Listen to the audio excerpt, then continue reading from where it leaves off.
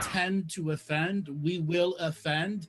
And if you have a delicate sensibility, click the X button in the corner, or if you're on a Mac, the red button in the left corner.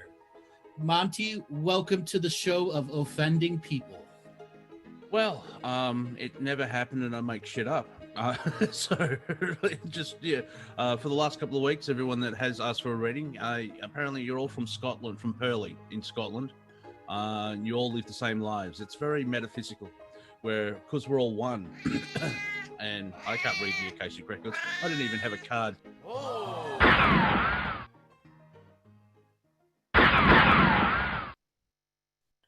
Welcome, everyone, to another United Hermits meeting every Friday night comedy show. I am joined again by Lord of all Hermits, Monty Dean.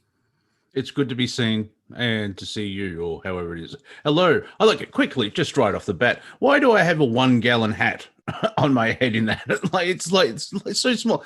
You say you got a fat head? Just a little one. Okay, well, as long as I look outwards. It's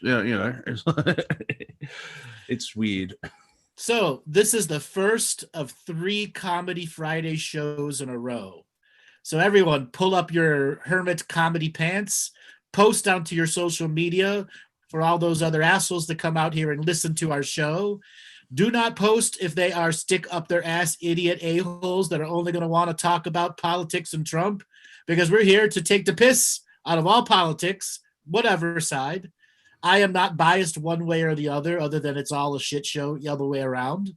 And no matter who wins, we win here on this show, be it the comedy show, the Collins shows, or my Tuesday show. One side will lose and will enter a Great Depression. We invite all those future losers to come on in.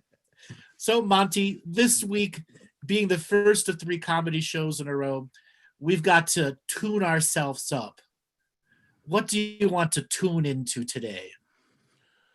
Well, I like the politics angle because there's politics in everything, especially like the concept of socially, most people learn to interact and talk and just experience society in high school and act like that 30 years later, where they still think they're in high school when they're supposed to be adulting. Where it's like, what are you doing?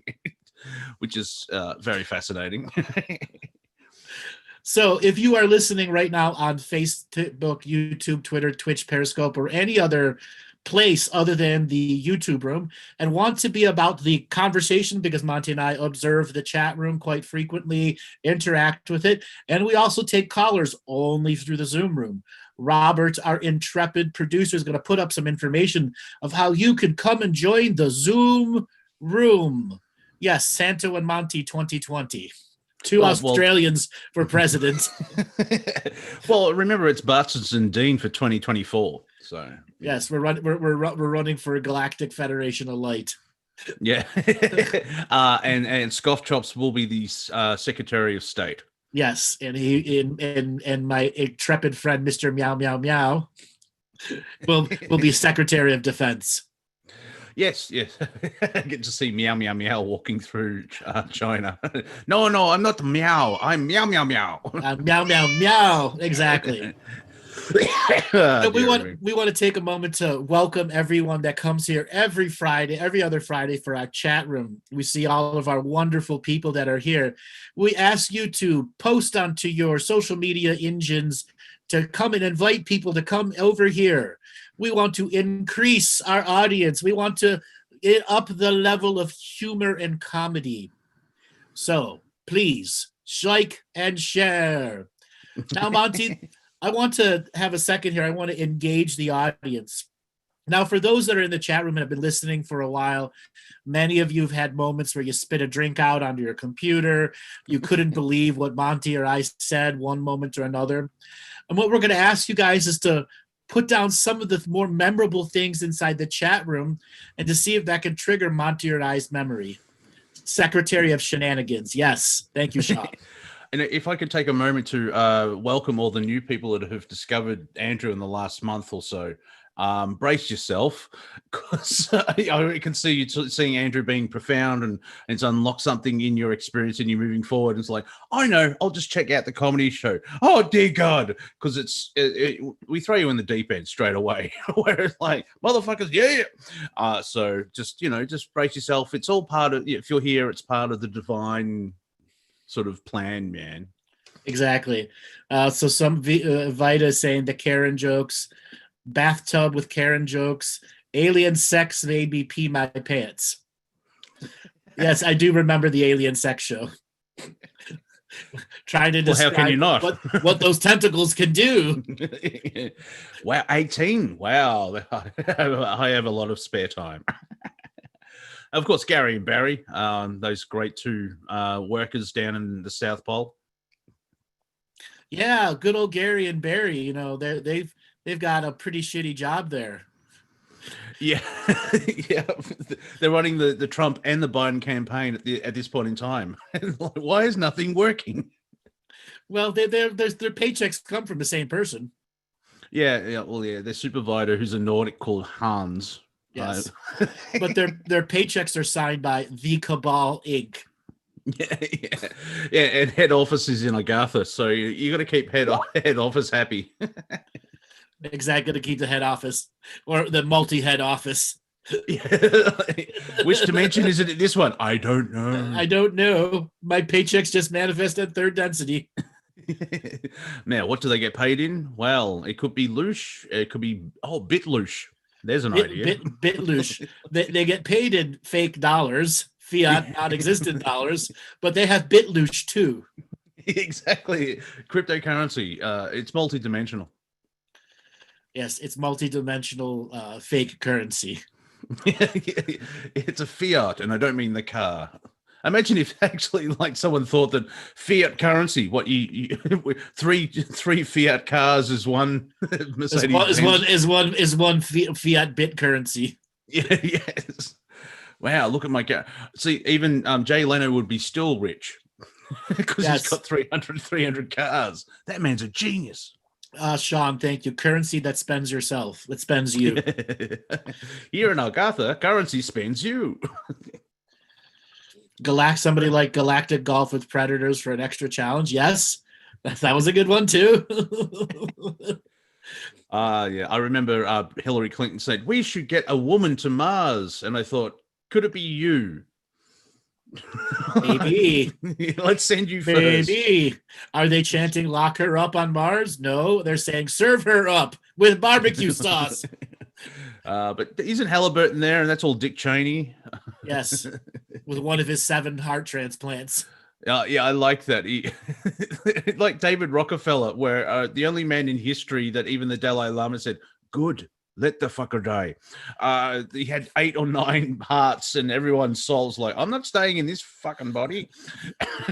The only person who shoots a guy in the face and then makes the guy publicly apologize to him for shooting him in the face. Someone told him that because he was on a heart machine because they couldn't get a heart for him. The Prime Creator writes the best jokes. And so he's been referred to as Darth Cheney. And someone told him that. He's like, man, I like that.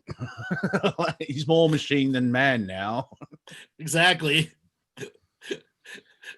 Art imitating life and life imitating art there. Yeah. Yeah. So I'm sure he's, the whole, 20 years and back, and Cheney's just going to go back there. Yes. So we're going to tap into swearing for a moment here. So I want people that are in the chat room right now, when you were young and growing up or middle-aged, what was your favorite swearing phrase? What was the most insulting words that you could use? Now I'm going to relate a story. I told Monty and Robert this earlier. So I'm in my early 20s and I'm a limo driver, and the clients that I'm with insist that I go into every club, every bar with them, and they want me to drink even though I'm their driver. So I have to, and I know they're big tippers, so I have to pretend that I'm sipping it and then pushing the drink off or dumping it out so I don't actually end up drinking anything. And this woman in her mid 50s, maybe early 60s, obviously there with her kids who got her out to come out once every 20 years. And she comes up to order drinks. And this is at the era where the Motorola StarTech, the first flip phone, was out, if people remember that. And this guy's in the bar yelling into his phone, "Hey, you motherfucking cum dumpster, when you gonna be here?" And this woman just went, ah, spun around looking at everyone in the room. And then the guy's going again, "When motherfucking comes dumpster, you gonna be here?" And then she just continued spinning around, turned purple, and ran off. And he goes, "What's wrong with her?" And like, "I don't know." That was the example. So what I'm looking for, have you ever said something that a boomer woman or a boomer person would have never expected? Yes, we know the word cunt has its own thing. Cunt, cunt, cunt, cunt, cunt, cunt, cunt. And I'm saying it with a K, not a C.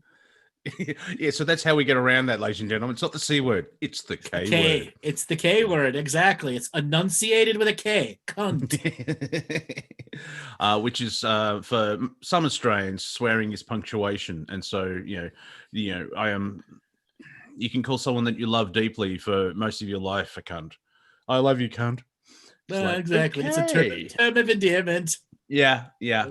And yet other times you say that and everyone, oh, dearie me. And yes. Now, the Italians and the Greeks and the Spanish, they have poetry swear words that usually has something to do with the Virgin Mary in a sex position. So if somebody wants to translate some of their foreign language stuff into English, it would also be worthwhile there. Because I had a friend that swore in Spanish, and others swore in Italian, and when they actually translated to me, it's like, the Virgin Mary is a fucking acrobat who takes a cock in all holes. I'm like, God, you say that to your mother? Yeah. So hang on, let's dissect that a bit. So now, are they referring to Mary, the son of Jesus, the mum of Jesus? Yes. Jesus. So Mary, the human experience 2,000 years ago is getting all that energy.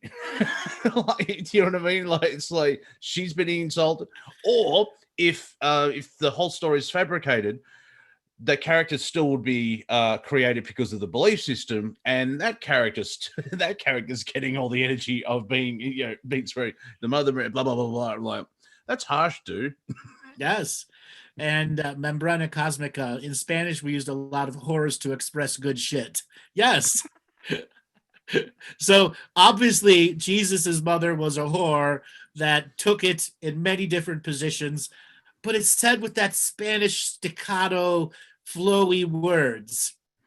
I wonder if there's a connection to the Spanish Inquisition. I'm just putting it out there. There seems to be some resentment in the language. Okay, this one's good. So hold on, somebody's doing a Sicilian one here from Santo. A great Sicilian one. Try to translate. When my dad was really shitty with me, and he'd say, "Not sure if the translates well, but it goes something like, the big prostitute, your mother who dropped a big turd like you." We have something similar in Greek. You were born out of the wrong hole. Oh, lovely. Yeah. I swearing word I came up with is cock farmer. I like that one. That just sort of rolls off the tongue, ladies. But it's like, you're a cock farmer. You farm cocks and you sell those cocks to the government so you can fuck people in the ass with it. I like cock womble and twat waffle. So that cock farmer fights cocks too. Yes.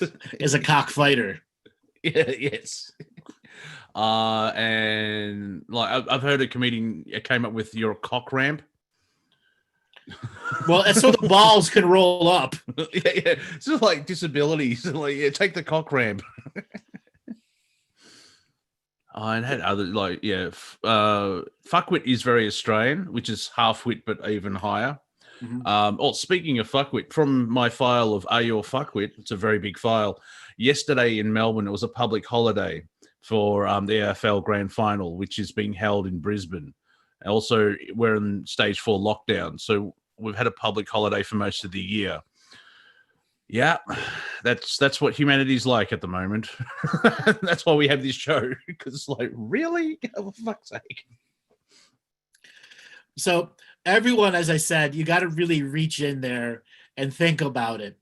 So if somebody has a story similar to the lady at the bar spinning in place when she heard the word cum dumpster, and it brought so offense to her, we want you to tell us these stories. We're going to be opening up to calls here just in a minute. So for those of you that are already in the chat room and know that you want to talk comedy, you want to engage with us in the fucking comedy for fucking comedy's purpose. If you ask what's my fucking purpose seriously, you will get a lashing. This in a bad way. Yeah. The last show, we did things a little different where we touched on a variety of subjects, let the audience drive things, and we want to try that again. So go ahead and raise your hand if you know you could talk comedy, if you know that you can engage us at that level. If not, don't raise your hand, or Monty will put on the glove and do a TSA search on you. Oh, this is more punishment for me. Well, it could be pleasurable. You never know. You might find your keys up there. Yeah, all right. I'll just pretend I'm Joe Biden. Yeah, there'll be a lot of sniffing. There'll be a lot of sniffing. Exactly. You got any drugs there, little girl? Yeah. I got to do your COVID test. Yeah. Again, exactly. We're gonna have a COVID test. It's weird. Like Donald Trump hasn't denounced white supremacy. Well, not today, because apparently only Donald Trump has to every hour denounce white supremacy. It's like, what about now? What about now? What about now? What about now? It's like, wouldn't once be enough? But this is. Don't you know? It's not.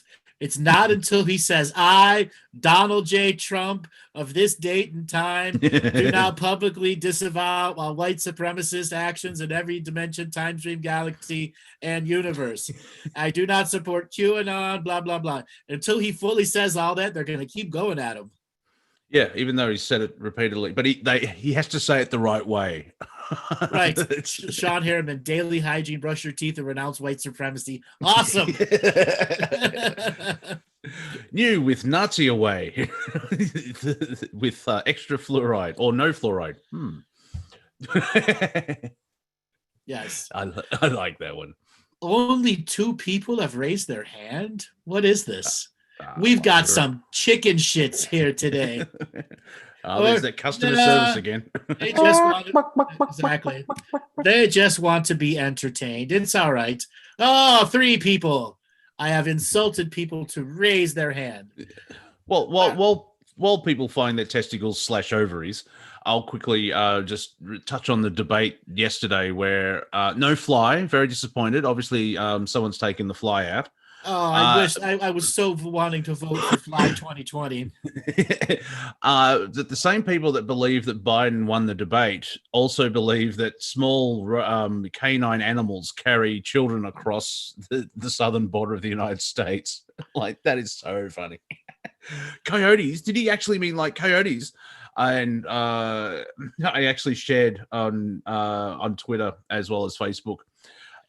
When white liberal blue check marks believe a coyote, a drug mule, a cat burglar, as well as a Navy, and a Navy SEAL. As you can see, this is what they think. So pretty much, the cat looks awesome. It's so funny. Now, I have to say, Trump absolutely won the second one, and I was relating to Monty before. If the first debate he came out like he did in the second one, and the second one he came out like in the first debate, it would have been so much better. So much better. It had taken so much more off the fly. Yeah. Yes, yeah, but it's like, it's that whole separation thing where because people hate Trump and so he lies all the time, even though 80% of them are facts, but through a Trump lens. I've got to say it that way. That's a good way of saying it. And then you have Biden, who has no idea what he's talking about. They're 50% facts. Yeah, well, pick a number. But my point is, like, I could see Trump like, yes, you're correct about Trump. Biden's worse. I finally figured out why I sort of not defend Trump, but point out that, whoever's up against Trump is usually worse. I don't know about that. Trump has shown new levels of worseness. And you have to say the Democrats are consistent with their worst. Where Trump constantly exploring new envelopes of worse. Okay? Oh, yes, yeah. He's aiming for that the Democrats' level of worse. Oh no, he's exceeded that. He's exceeded that. Come on. I'm not pro-Democrat here, and I'm not pro-Trump here, but I'm going to give my unbiased view that Trump is pushing the worst level. Yeah, okay, he is the lesser of two evils here. Yes, sorry, Biden is the lesser of two evils here. Well, maybe I'm seeing it through a mainstream lens because, like, but mainstream is what matters. It's what influences the most voters. Yeah, no, but let's get to that point where voting doesn't really you have three options if you're going to vote in the US election, Orange Man, Mr. Magoo, or not, because you have an option of not voting. Mm-hmm. So somebody is saying child sniffer versus pussy grabber. Okay, what's worse? Yeah, I know. Yeah, a billionaire in a nightclub and he grabs pussy and I'm not saying I don't agree with it, but it was a shock to certain people. Like, really, billionaire pays prostitutes so he can pee on them? Allegedly. Yeah, we're on YouTube, so. As a big rumble of thunder just goes by in the background. So, how many people have raised their hands? 6. Oh, that sounds demonic. Let's bring them on. All right, Robert. Let's spin up the wheel of comical callers and see who is going to have a comical opportunity to talk to us in a comedical sense. Okay, Jessica Malakowski. Jessica, are you there? Yes, I am. Wow. You made it. How you doing today? I am doing awesome. It's a nice, lazy day. Wonderful. Where are you calling from? So, I don't know if you guys can hear me or not. Yeah, we can. Yes. Not quite sure. Where are you calling? Where are you from? Hey, my monkey. I'm from Milwaukee, Wisconsin, USA. Milwaukee? Is it actually? I wouldn't be surprised if there is someone called it. I'm from Milwaukee, don't you know? Milwaukee. Okay. We thought you said Malarkey, Wisconsin. I'm like, what? No disrespect against Milwaukee, but I just I wouldn't believe Joe Biden will come out when I grew up in Malarkey. Or South Milwaukee. It's a very tough time. Okay, so here in Wisconsin, we have two things. We got beer, cheese, and sleaze. And then another one is you want to hear something really interesting. So when I was about 10 or 11, Mom made me go to church. And one of the pastors, he's a Lutheran pastor. And my mom's like, get your ass down. And all of a sudden I hear my father goes, oh, shit. And all of a sudden the pastor heard, shit. That is not a swear word. That is the actual word where you actually do your business. Unless you're religious, that it's a swear word. So he goes, no, it's not a swear word. It's actually a business. So I'm like, wow. So shit happens. So shit must be a business then. Yeah, pretty much. I do like the how English and French, like the English language absorbs words. Like a third of the words in English are actually French. And in the French language, if I've got it correct, shit is med. That's the word for shit. And that's very close to mud. And if you look what mud is, some in English is like, oh, that's clearly mud. So it's an English word of water and dirt. So, yeah, it's a spiral thing. Shit happens. I love it. Now, I would like to know, Andrew. I saw in the comics about alien sex. I want to hear about that. Okay, what about it? And don't be too excited about it. I want to know about the alien sex. Have like human like sex? Well, if they're And humanoid, actually, you know, if they're humanoid, they have very similar sex organs. But if they're not vertebrates, they're, let's say, octopoidal beings or energy beings, they have different sex organs. And sex can come in many formats. Hold on one second. Let me get something that is appropriate for this.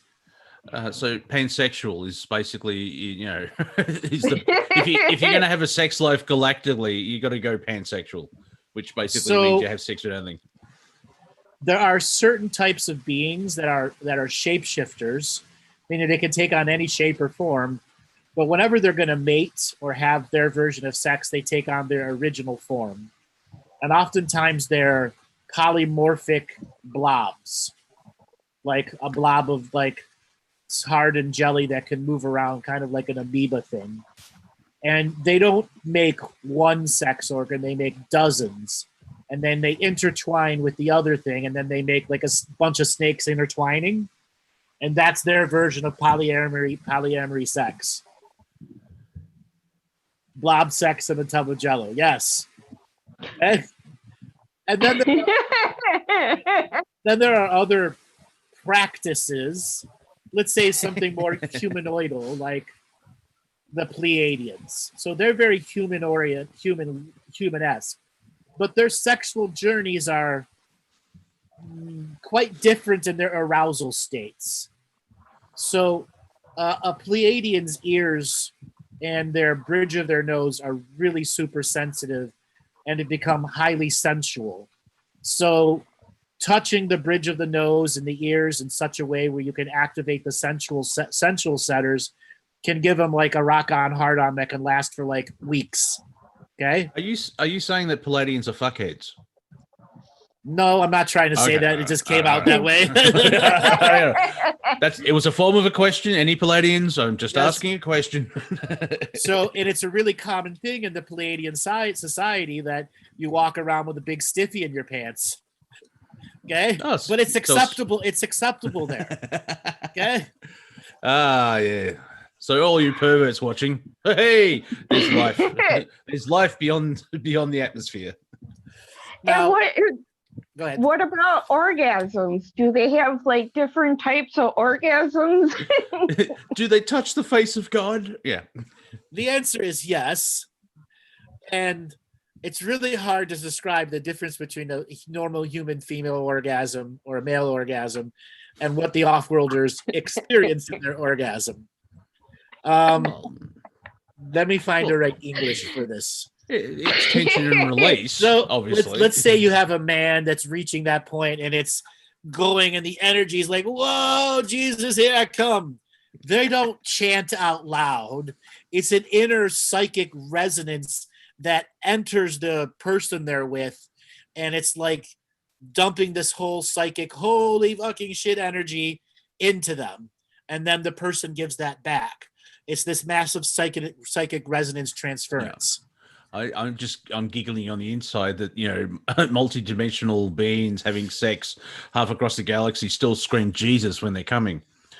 No other term. Sorry. Oh, great creator. Chemical chance. Fate and destiny. Yeah, I just think, as humanity graduates and spreads out through the galaxy, who's this Jesus guy? Like, is he a gardener? What's going on there? So. Do they orgasm in color? Yes, and many times they like surround their auras in color.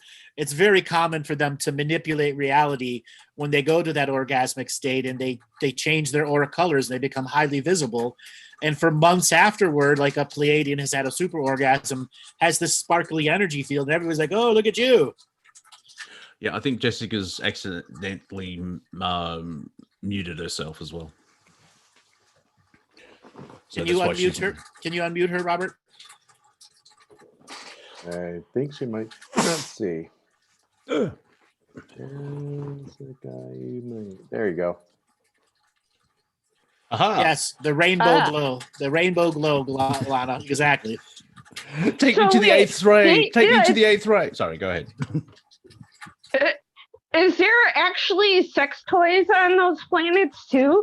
Like, yes, yes, but way beyond what you can perceive. There are things that are called holographic sex toys.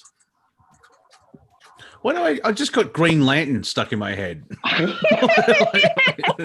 Yeah, use the ring of power, whatever it is. It's like, yeah, alien sex toy. Ooh. Ooh. And their vibrators must be different. Zero gravity sex is very different too. Yes, it is. Okay. Wow. I'll be tethered this time. Okay. Yeah. No, the whole point is to reach that orgasmic state where the two of you are controlling the spinning motion, the angles in which you're flying around the room. And then there are sex obstacle courses, zero gravity obstacle courses. Geez, cable and this galactic cable sounds awesome. Like, what do you want to watch now? The sex. Well, when you have a holographic emitter, your sex obstacle course can be whatever it is you want. Yeah, but I'm sure there's professionals competitions that are broadcast galactic wide. This week, I can't think of the name. They don't perceive porn the way we do. Yeah. And do they broadcast their sexual rituals? They got over that a really long time ago. Yeah. But their foreplay rituals are very much entertainment journeys. So there's a TV show called It's a Cock Out. Yes, but the cock's not out. Oh, okay, yeah. I was hoping because I know here in Australia there was a show called It's a Knockout, and I was thinking I hope the rest of the planet knows that reference. So this week on It's a Cock Out, we've got. So the big thing is promoting new types of erotica, so that people will be interested in trying something new. Because, sex from the unlimited point of view requires some intelligence to be put behind it. And then it requires two people working together. You can't just have a dead fish in zero gravity. Okay? Don't work well. This is true. I do like, there's a meme going around, Glenn Danzig, who was the singer of the Misfits and went solo, and he's huge in the metal world. His stature isn't, but he is. He's sort of like a metal Elvis type thing. He actually said that Disney shows that we should usually hate our stepmother. Pornhub, on the other hand, has a different view, exactly. Yeah, different. So, hold on one second. I got a light right in me.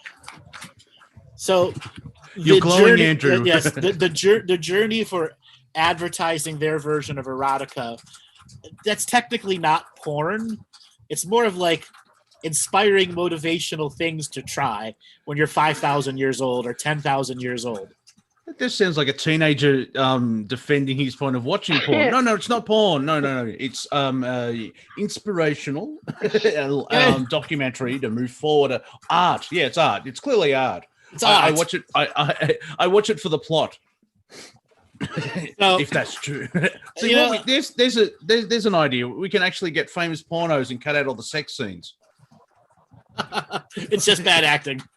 Yeah, it's like, well, I thought this porno was longer than 3 minutes. Well, you're not. Pow! Yeah, thank you. Pow, exactly. I stayed up in the morning for the 3 a.m. in the morning for the plot. LOL. Yes. So, again, if you're 5,000, 10,000, or 50,000 years old, you just can't do it missionary and doggy style all the time. It doesn't work no more. Well, if they know what a dog is, if they knew what a dog is, yeah. So, yeah. Whatever. Okay. Yeah. I'm going to scare. I wonder. We'll see now. Never a straight answer, or you may know it as NASA. If anything's happened with astronauts while up in orbit, allegedly. Yes. And she's an Australian too, the old Kate Blanchett. Listens to Danzig once. I don't think it's that much, but still. But it's funny when like people NASA completely makes up everything. Like, well, I'm not sure everything. There's got to be a bit of a lie, a bit of truth in the lie to work. But when you're looking at the International Space Station and a rat's crawling on the outside of it, it's like something seems to be up here. Yes.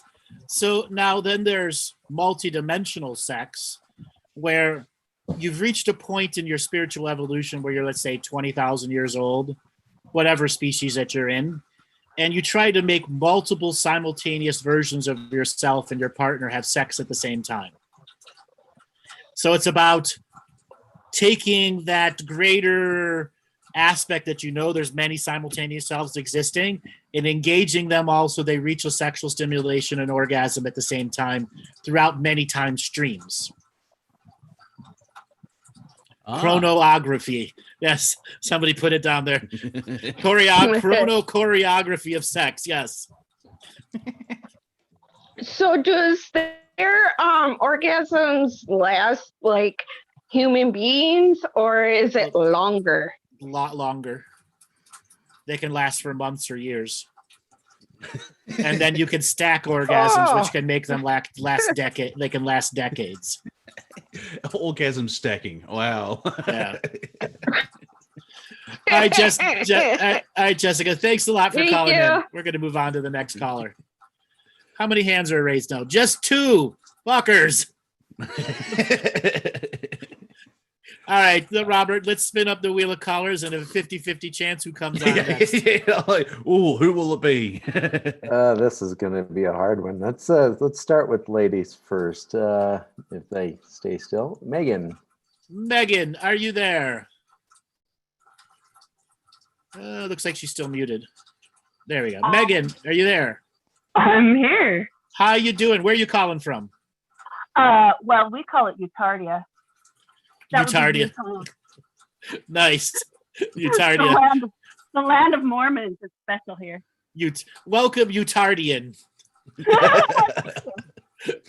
What do you think of the show so far? Oh my gosh, I love your completely just unholiness.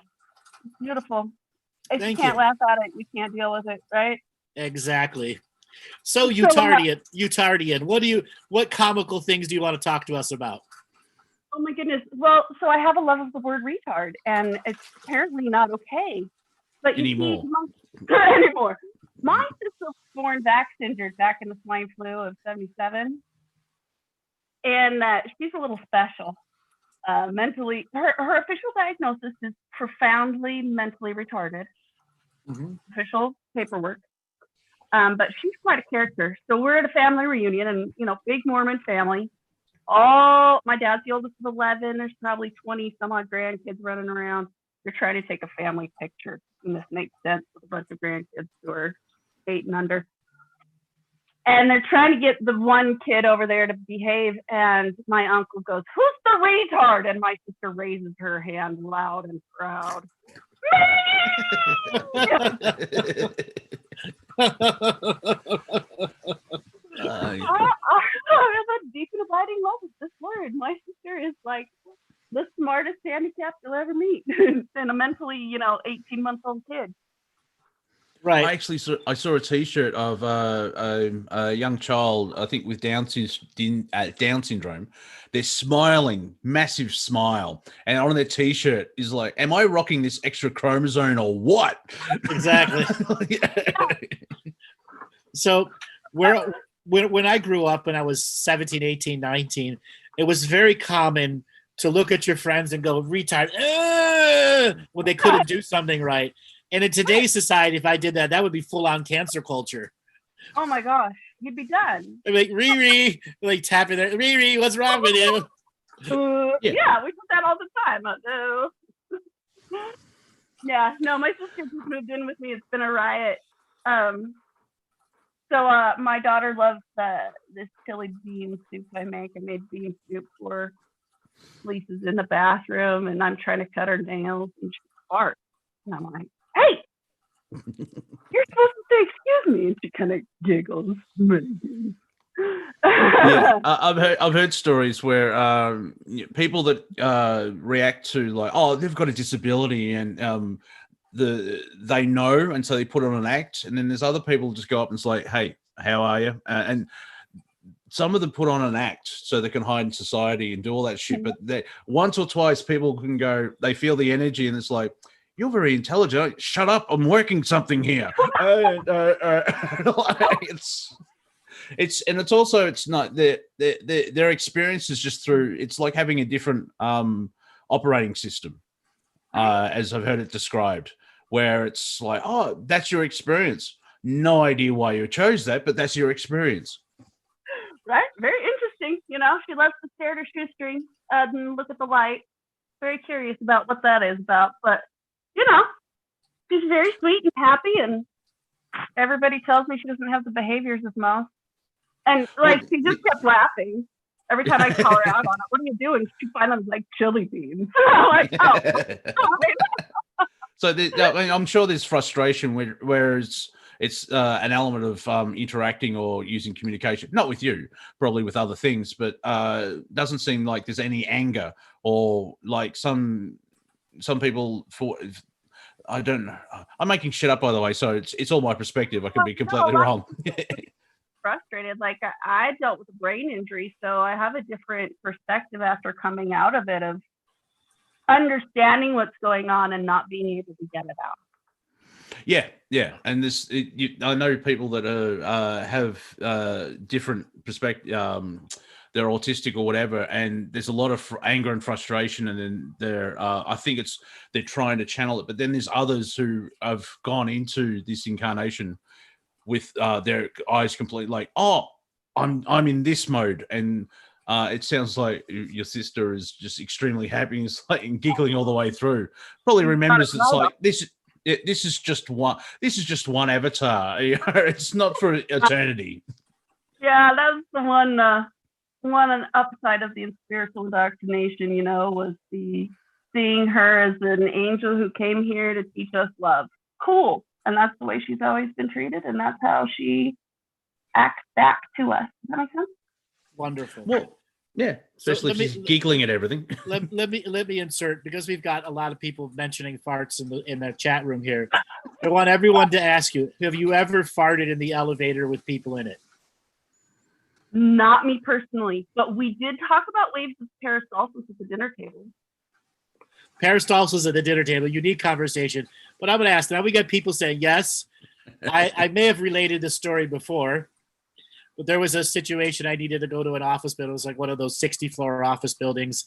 Because I'm limo driving and I'm in my tuxedo, and like it stops at like every 4 floors because I'm there at like 4:45 to pick the guy up after work, and I'm just farting like in between everything. It was miserable. People would come in and look at me and like, it wasn't me. Oh man, favorite farting story. My cousin teaches a yoga class, and her parents are here from California. They've never been to yoga. We're all there. I didn't actually expect to run into everybody. I just went, and it's an evening class, so it's darker. And we're doing that, like, you know, you grab your toes on your back, happy baby, right? Mm-hmm. First time the instructor has ever told me this is the passing wind pose. Someone on the other side of the room passes wind, and my aunt can't stop giggling through the class. And I'm like, Mindy, Mindy, how did you know it was me? You're a dolphin. I know your sense of humor. Farts are funny. Well, yeah, and sometimes like right? When you fart and you realize I should change my diet, it's like, what the hell have I been eating? Like, wow. Oh my gosh, I hate farting on the way to orgasm. Okay. Or another one is when you fart and your colon says, "Oh, we're releasing," and everything follows. Oh. That gas has been a barrier from the solid stuff. It's like, well, oh, you farted. Obviously, when you're a toilet, so everyone out, one exit. Let's go. Woo, woo, woo. But all that squeezing from orgasming, it gets confusing. That should not ever happen. Sorry. I've been in lockdown for 8 months. So I have no idea what you're talking about. Where do you find this stuff, Robert? Exactly. Oh my God. Is that at the front of the Raytheon building? I'm mixing up my statues. I just noted. Put it back over. She's got one high heel on too. I'll just be doing the Instagram. Look, see, there's a high heel. Yeah. Oh, it's a fountain of art. It's amazing. It's like a. How much would you pay for that statue? I don't know. I don't know if I could display it. But I would sure set up a camera and watch everyone else's face. It's a conversational starter, yeah. See, that's something you put up in like a big office building with a bunch of cameras around it to catch reactions. Oh my God, right? That's what you do. Oh, well, And actually, then that's a fart, like one of the fart straws. Okay, that should be. What about vagina farts, verps? Oh, queefing is awkward. Queefing. So awkward. Well, in Australia, they're called fanny farts, which is interesting because in America, a fanny is about an inch to the other way. The other way. Yeah, because that's interesting about cultures. Like, I'll kick you in the fanny. Or this is my fanny pack. I'm sorry, what? Oh, when you're smuggling your drugs. Oh, the prison wallet, as it's called in Deadpool. Yes, the prison wallet. You should use that statue as the foyer of your colonic business, right. Andrew. You should. Oh, there you go. Really. So, I will say with women, most yoga farts are queefs. Oh. Okay, but they're not going to admit it. They'd rather call it the other one. So I'm going to ask all the women out there, would you rather admit to a fart or a queef? I'm just fascinated by the word queef. No, I don't know. What's worse? Which one? If you did it and everyone noticed, would you call it a fart or a queef? Which one would you admit to? Fart would probably pop out faster, but more knee-jerk reaction. That's awkward. Dang it! You called me out. A front fart. Thanks, Danny. Fart. Yeah, a fan fart. Well, the SJWs now, you can't call it vagina; it's called a front hole because that sounds scientific. What? They're because do you know how many of those I have? Sorry. Do you know how many front holes I have? Nose, mouth. No, below the equator. These people insane. I have to read the definition of it from Wiktionary. Queef, a variant of Scottish and Northern English quiff, otherwise a puff of wind. Oh, no, that makes sense. I love you. It almost sounds feminine. So, just what that sounds like a yoga pose now. The bringer of queef. All right, let's go. No, makes me think. What is that? Kefir makes me think of that food. Yes, kefir. Puff the Magic Dragon. So most people most of the women out there would rather admit to a fart than a queef, and the rest of them they're like, well, blame it on someone else. Well, yeah. Mm-hmm. Well, most males would just like to. I mean, they can only fart, but half of them are proud of that. Yeah, take that. Well, isn't that like a thing? You have to make the other guys smell it or something. Only dicks do that. Oh, okay. older brothers. Yeah, exactly. Yeah. Oh, it all makes sense now. And if you want to see the best farting scene in film history, watch Blazing Saddles. Yes. There's a minute and 20 seconds of just farting. I timed it. And the only line is more beans, Mr. Taggart. I think you've had enough. So talking Go ahead. talking about brother fart wars. I know I've related the story before, but my middle brother, he was awful farter. And he took his bicycle pump, one of those pumps that's like this, it's a straight line. And he'd suck his farts into the bicycle pump and then hold it there and come up behind you and let it fucking rip right in your face from behind you. Oh. Right. And he got so bad that we had to take the bicycle pump and like bend it, break it, throw it out. And he just kept buying more and more and more and more and more. And every time he came home with one, the family would make him throw it out. Because he was ruthless with it. And I mean ruthless.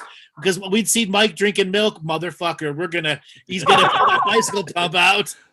I just want to thank Danny in the chat, a dark genius. I'm going to use that. I like that one. So, there you go. He's one of those dark geniuses. Oh, you mean asshole? Yeah, but he's very smart about it. Yes. First husband would pin me under the blanket. He'd fart. Oh, a Dutch oven. Under the blanket. Dutch oven, yes. Oh. Now I would get my brother back because I was a master. We had unique carpets in our house. So if it was winter, I could put on my socks and rub my socks and run around the house and charge up. And I'd come up behind him and touch his ear. And I was really, really good at it. I could just get like 2 rubs on my socks and I could come up, zap the shit out of him.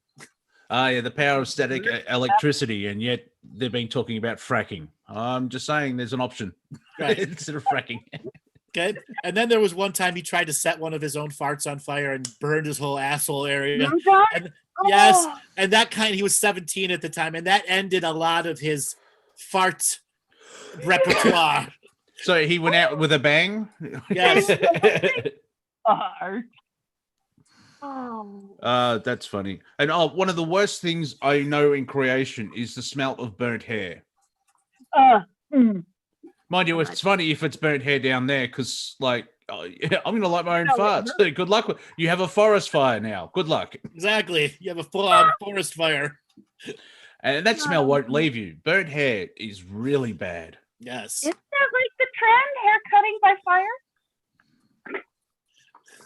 I just don't know how to do that way. All right, Donald, thanks a lot for calling in. We're going to move on to our last person with their hand raised up right now. And then we're going to insult everyone else to raise their hand. I like what Sean just put in. Why does this forest fire smell like farts? All right, thanks a lot. Robert, let's bring in Mr. Sean. Good day, I'm Mr. Sean. How you doing today, Mr. Sean? I love your show. Thank you. Thank you very much. Thank you. Thank you very much. I'm having lots of fun. Are you in your bathtub? No, not in the tub. I'm just by the toilet, are you? Sure sounds like it. Yeah, that's some wicked reverb you got going. There's a picture of Elvis near the toilet, so you're probably picking that up. Okay. So what comical stuff do you have for us today? No, I'm just thinking about walking around with a heart on for 10 years while I have my sparkly, dazzly Arak field. Yeah, unfortunately, if you do that on this planet, you'll be arrested. Yes. Yeah, I pointed out a little bit. Yeah, irony. Yeah. Wait, do you see that guy? he gives directions really well. Which way should I go? Well, if you face this way. Oh man, all those fart things are all real deal life. Yes. Brothers and sisters and pinning you down and all that shit's bringing back memories. And then I just had an image. I just had an image of aliens that have never been to Earth before, and they abduct one of us, and they have gas. It's like, so human. What's it? What was that? What's that smell? Chemical warfare. Get rid of him. Get rid of him. Why do you have more of that in 2-liter bottles? Exactly. Quickly check the human Wikipedia. What does that mean? Oh my gosh. Is it a greeting? Is it an insult? So you guys both got farted in the face. Oh, many times. Yeah. Oh my God. As I said, my middle brother was a terrorist. Absolute terrorist. We'd see him drinking milk and be like, tear the milk out of his hand. God forbid he had ice cream. God forbid he had ice cream. 4 or 5 days, don't come near him. He's starting to grin. Yes. He's looking at us. The few times he comes home and he's got that grin. You had a milkshake, didn't you, asshole? Doesn't even have to talk. Oh dear! I just Holy shit. I The think worst- The worst for him was McDonald's frozen yogurt. Oh my God, he'd fart for a week if he had one lick of an ice cream cone of that stuff. What a fucking subject. Yeah. He's got the McDonald's frozen yogurt. Oh boy. Like one lick, and he was farting for a week. Oh man, families are tight. Like they think of the most weird shit when they get huddled up in a house for a decade or two. Well, it's spiritual contracts and past life things like you remember back in the 16th century you cut my head off. Well, I'm going to fart in your face for 10 years, you bastard. Yeah. How Exactly. can I get back at him for cutting my head off? Oh, I'll just throw a dead animal in his head. So all you women out there that have had the Dutch oven happen, you cut their men's head off in a previous life. All right. So what's the conversion rate? Like how many Dutch ovens for the killing? Well, it depends on how your head was cut off. Was it a clean cut off? Did it take a couple chops? Is the person forcing you to stay in the Dutch oven or like right? Or what? Yeah, now we'll just get Andrew to go into the Akashic record of this wing's all about farting. Yes. Farting through the ages. Oh shit. So I got to relate one of my dad fart stories. So we were young in this like 1978, 1979, and my dad has a red Volkswagen Beetle, and we go to church Sunday mornings. Oh my gosh. And we'd all like, 3 kids and 2 parents. You know how it takes to get everyone together. We go to church and we'd leave and we'd get, as soon as we'd all get into the car, he'd start the car up to warm it up because it'd be like winter, and he'd fart. And he wouldn't let anyone roll the windows down. Every Sunday, like clockwork, my mom would flip out every time. You pig! And he took such pleasure in doing it. I like the response. Like, are you dying? I like those farts. Was like, man, are you dying? What's wrong with you? Okay, that's reminding me of the most funniest story. And God forbid if my mom ever hears this be told. But this. Well, please go ahead on global internet. No Here we go. Yes. This one time we had a multi-family gathering with 3 or 4 families, and we packed up the minivans and we went into the city to go to a restaurant called the Mandarin, which is like a Chinese all-you-can-eat buffet.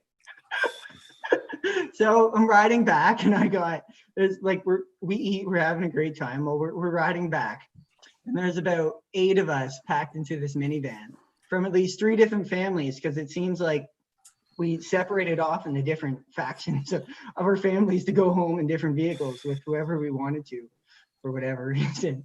And so anyways, we're driving, and my mom's in the front driver's seat, or she's in the middle, I can't remember. But she's like, Steve, like, pull over. I gotta go. I gotta go right now. And he's like, what? She's like, I gotta go, like, right now. Like, find me something. And she's like, give me a bucket. Just give me a bucket. And like, meanwhile, this whole time, there's people in the van is just like, is this going down? Like, it's what? And then my cousin, well, he doesn't need to be named, but he's like a guy and a few years older than me at the time, like teenager. And he's just like, no. And like my mom's moving through the vehicle to the back of like the minivan with a bucket because she just can't hold it in whatsoever. And just, oh my God, they're all just freaking out, and it was ingrained into the whole band's memory. Well, I have a family trip to the Mandarin. I have a mom story to add there, and if this one gets out, oh my God. All right. So my mom takes exactly.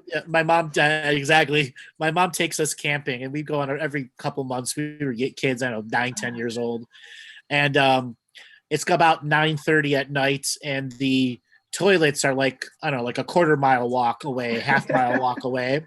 And there's they're not the flush toilets. They're like the 9-foot drop into a big puddle kind of toilets. Yeah. Okay. So she didn't want to walk. So she just grabbed a 5-gallon bucket. No big deal. Yeah. But we got the perfect spot, and it was right on the edge of the lake. And there must have been 200 other campers there. And it's dead silent, and she takes a fart into a bucket, and it was the loudest. We called it thunder on the lake. And quite literally, you could hear every campsite just start to giggle and laugh. Even the natives of that area is like, thunder monster back. Yes. It's that point where it's so over the top that everyone just like gives in. Yes. By the power. Exactly. Yeah, the power of Thor release you.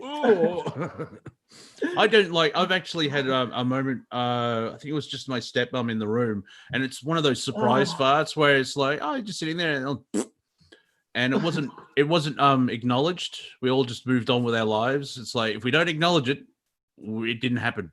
Okay. See, I think a bunch of old ants just all blaming each other and then going into a 20-minute dialogue about who's. One of the best stories, I know it's from a movie. It's from Good Will Hunting, where Robin Williams is talking about his wife, who I think she dies from cancer. But he just points out they're laying in bed and she's asleep, and she farts so loud she wakes herself up. And then she blames the dog. The dog's at it again. It's all right. I've had one of those moments where I farted so loud, it stunk so loud, it woke myself up, and I woke up to the room with no one to blame it on. So blame it on spirits. Oh, fucking thing's haunted. That's not me. Exactly. When I used to live in St Kilda, we had floorboards, and I would jokingly say when I would fart, it's like, oh, that's a floorboard or a duck. And then about every 17 times, it was like, was that a floorboard? No, I farted. just to break up the thing, instead of like, floorboard. Totally reminding me, for about 4 to 5 years long, me and my cousins and brothers and sisters, and God knows that there was an uncle involved. We started, I don't even know where it came from, but this game called Doorknob got invented. And it was fucking vicious. Oh, that is a worldwide phenomenon, doorknob. Oh my God, doorknob. Oh my God. Who invented this shit? It's in the 70s, actually. And that actually explained. What the hell's it? Okay. I know what a doorknob is, but I don't know what the game of doorknob. All right. Monty Dean. Yes, farts. Explain it. Monty farts. I'm by him. All his friends and brothers and sisters are by him. They say doorknob. You got 10 seconds to run to the doorknob and touch the doorknob, or they're going to punch you. Okay, so it's a variation of punch buggy. Yes. When you fart every day. For 5 years, it was vicious. It's a vicious, vile game. Again, my terrorist brother was a master at doorknob. Okay. Oh, but you could say no doorknob you could say no doorknob before someone else said doorknob, and it would make you safe. But a lot of time they're on you fast, or you let your guard down a little bit. And the next thing you get punched. You get punched in the arm. Yeah. Ridiculous. This is it must be a Northern American thing. You people are weird. It was just like every day, just normal. Every day normal. I love that story about Andre the Giant. A 16-second fart. That's a long time. 10 seconds is a long time. I've gone when I've taken a piss where my bladder's full. 45 seconds into it's like, am I leaking? Is this going to stop? You think You think anybody doorknobbed Andre? No. No. Oh my God. No. There, the Hulk does it. Like what? I'm not doorknobbing the Hulk. No way. Yeah, we use chairs. Yeah, see, I'm thinking of something else when you say doorknob. It's like, is it a punch to the nuts? What's going on? That's language for you. It's usually a punch to the shoulder. No, because then we had that stupid ring game where you could like make a ring with your fingers. Yes, the little. Yeah, that's it. Oh God, same thing. It went on forever. Yeah, I do find it fun. Yeah, to the point. I basically told my brother, every time you bring up that stupid game, I'm gonna get a pot of water and throw it on you when you're not ready. Okay. And several pots of water later, I'm like, I'm serious. I don't care how mad you get. I don't give a shit anymore. Anytime you blow farts at me through your freaking bicycle pump, anything, a pot of water's coming on you when you're not ready. Okay. About 15 pots of water later, he learned. Oh my God. He learned that shit wasn't happening anymore. And of course, that can escalate because you can throw the water, or you can throw the water still in the pot. Just the pot flies with you. A few times the pot and the water landed on top of him. Yes. Yeah. I'm not fucking around. Bonk. I'm running anyways. I stood up. I wasn't running anymore. I'd had it. Yeah. Like, if you've ever been just like chilling out, reading a book and sitting in a chair and somebody comes up behind you with a bicycle pump full of nasty ass farts, right? And you can't unsniff it. It's just in your fucking nose. Chemical warfare. I got one coming to me now that just reminded me. And I can't remember what the ante was. But it's like my cousin Mike sprayed me with a fire extinguisher outside. No. Fuck. The story's fuzzy. But like, he did something to me. And I'm like, if you do that, I'm going to get you with this fire extinguisher. And I was so mad that I got him with this fire extinguisher. And then the motherfucker got so infuriated that he decided to do it later inside of his own apartment. And there was like 15 of us hanging, no, maybe not 15, like 10 of us hanging out in his apartment. And he let the whole can off in his own apartment. And he just, I don't know, it was one of the dusty ones. Yep. And like, and it's kind of salty and like weird, but like his whole apartment was this cloud of fucking dust. And we had to leave and let it settle. I never understood that, like fart in the can, piss off your friends. I've never smelled anyone fart like that. I mean, it's a stink bomb. It stinks. Yes, I know. However, it only takes one. Yeah, it's like that is. It's so unnatural. Like if someone farts like that, please so see your a family doctor. does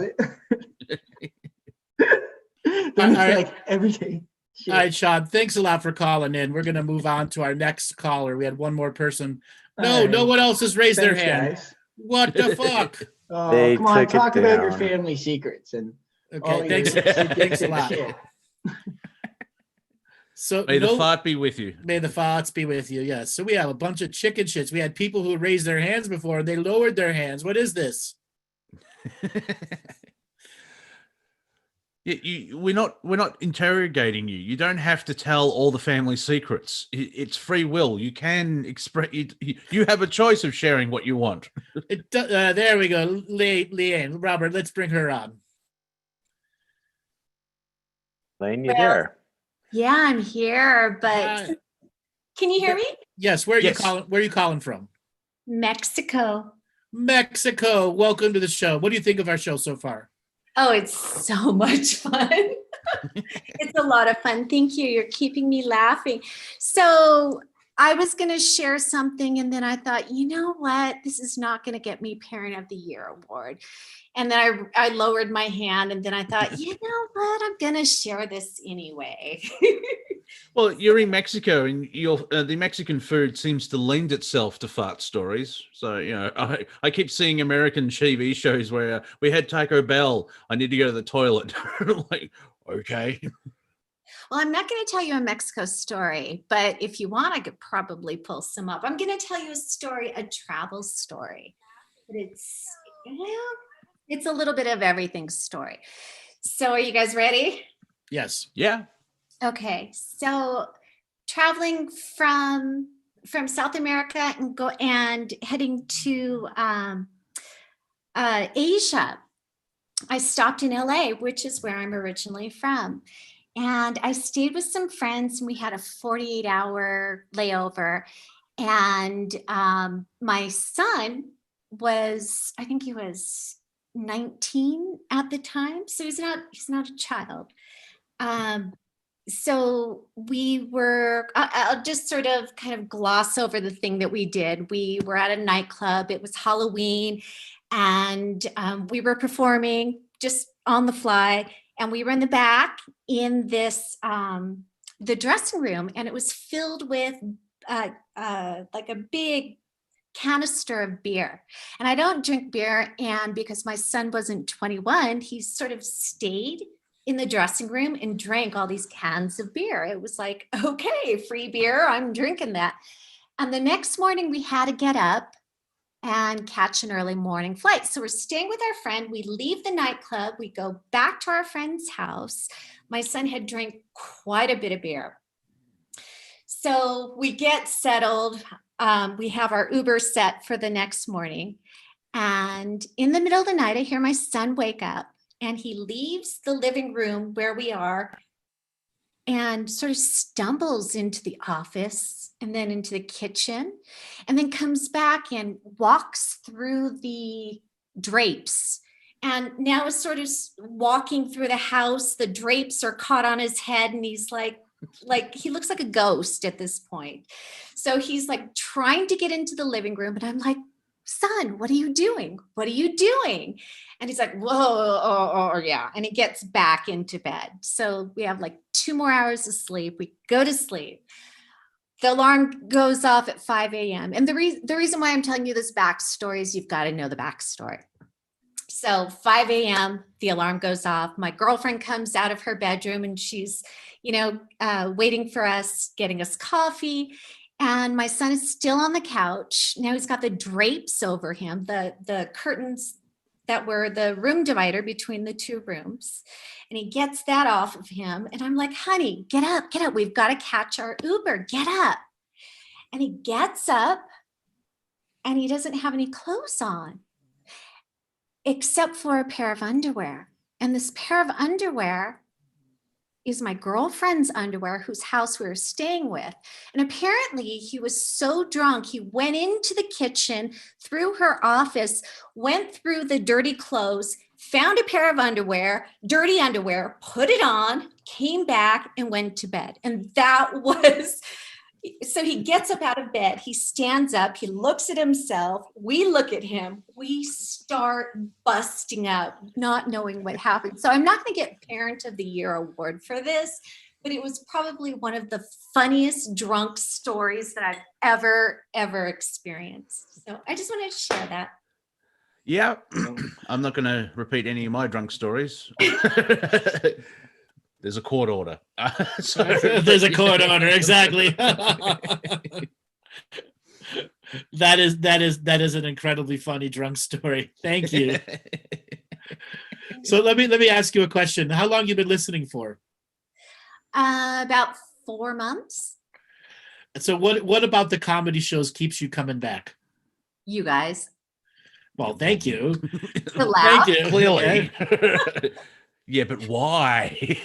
Exactly why. Inquiring minds want to know. Because there's no taboos, and there really shouldn't be. Thank you. Because I ask this question a lot. How many other spiritual people are doing comedy shows? And the answer is none. Okay? Because they can't take the serious stick abs out of their ass out for a second. Yeah, I totally agree. I think it's great. So what are some of the more funny things you remember us talking about? Well, I loved your dating show. That cracked me up. That was really funny. And then I remember a comedy show, you guys were talking, or there was a guest talking about some sort of yoga retreat in South America, which I think I know the one that they're talking about. And I just thought that was hilarious. Oh, the guy that's trapped in Peru. Yes. Yes. I don't think he's in Peru. I think he's in Chile. Yeah. It might have been Chile. I thought it was Peru, but he's trapped down there. He has no way out. Yes. And he's stuck at a yoga retreat center. Right. Oh no, he was in Ecuador. I know exactly. Cochabamba, yeah. Yeah, and all that peace, love, and mung beans is slowly eroding away because they're all stuck together. Right? So at least I'm in Mexico. We've got margaritas here and mezcal. What are you doing in Mexico? What brought you there? Well, so we've been location independent for 13 years, so I had to be somewhere. Good choice. This is just where I happened to be when the world went crazy. I should have been in other places this year, but I'm not, so I'm here.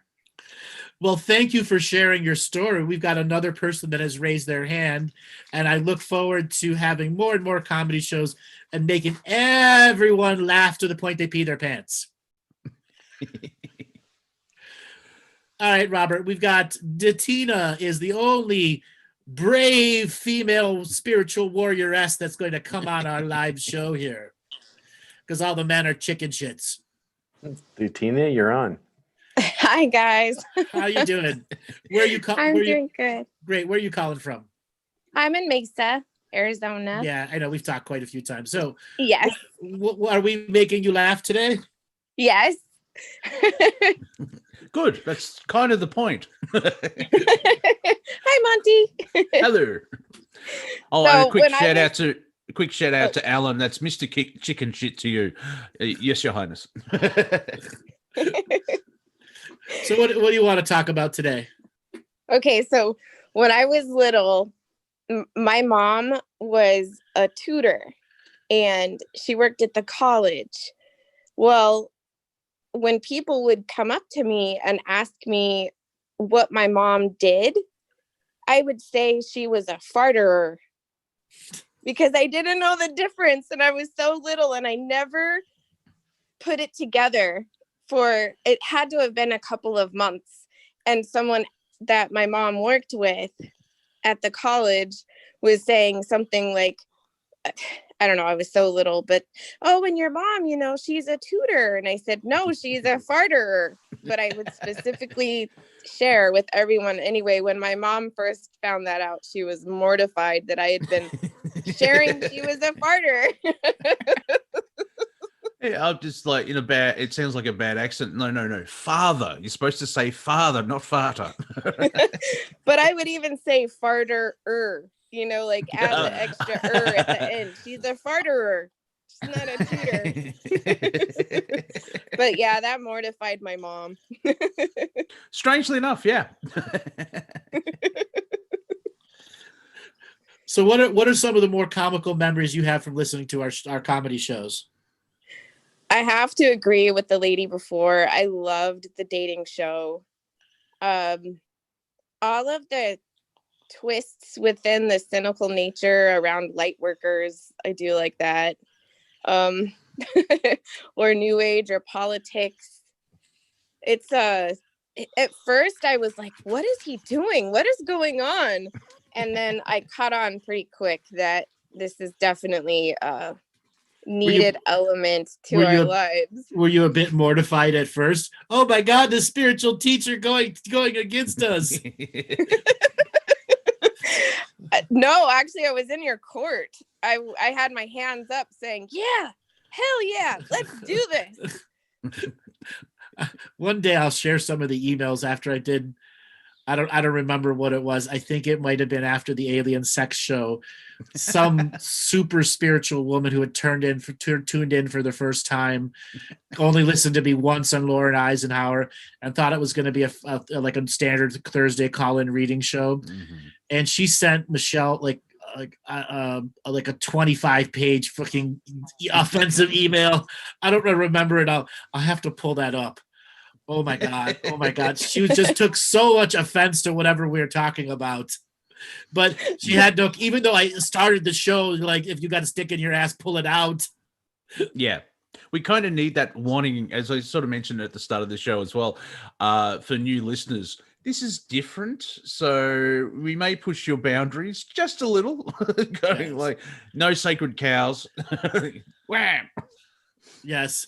Oh, the swearing revocations, that was an outstanding one too. And I know, Datina, your boyfriend did an amazing one. Oh my God, I'll never forget that one. It's so funny. We're not together anymore, but that was such a transcending experience for both of us. Good. That's what it was supposed to be. I know it really catapulted some energy, and I just want to share that. I know that's a little more serious, but it did invoke and revoke all kinds of shit. Great, yeah, some shit, and so. So, what comical stuff do you want to share with us?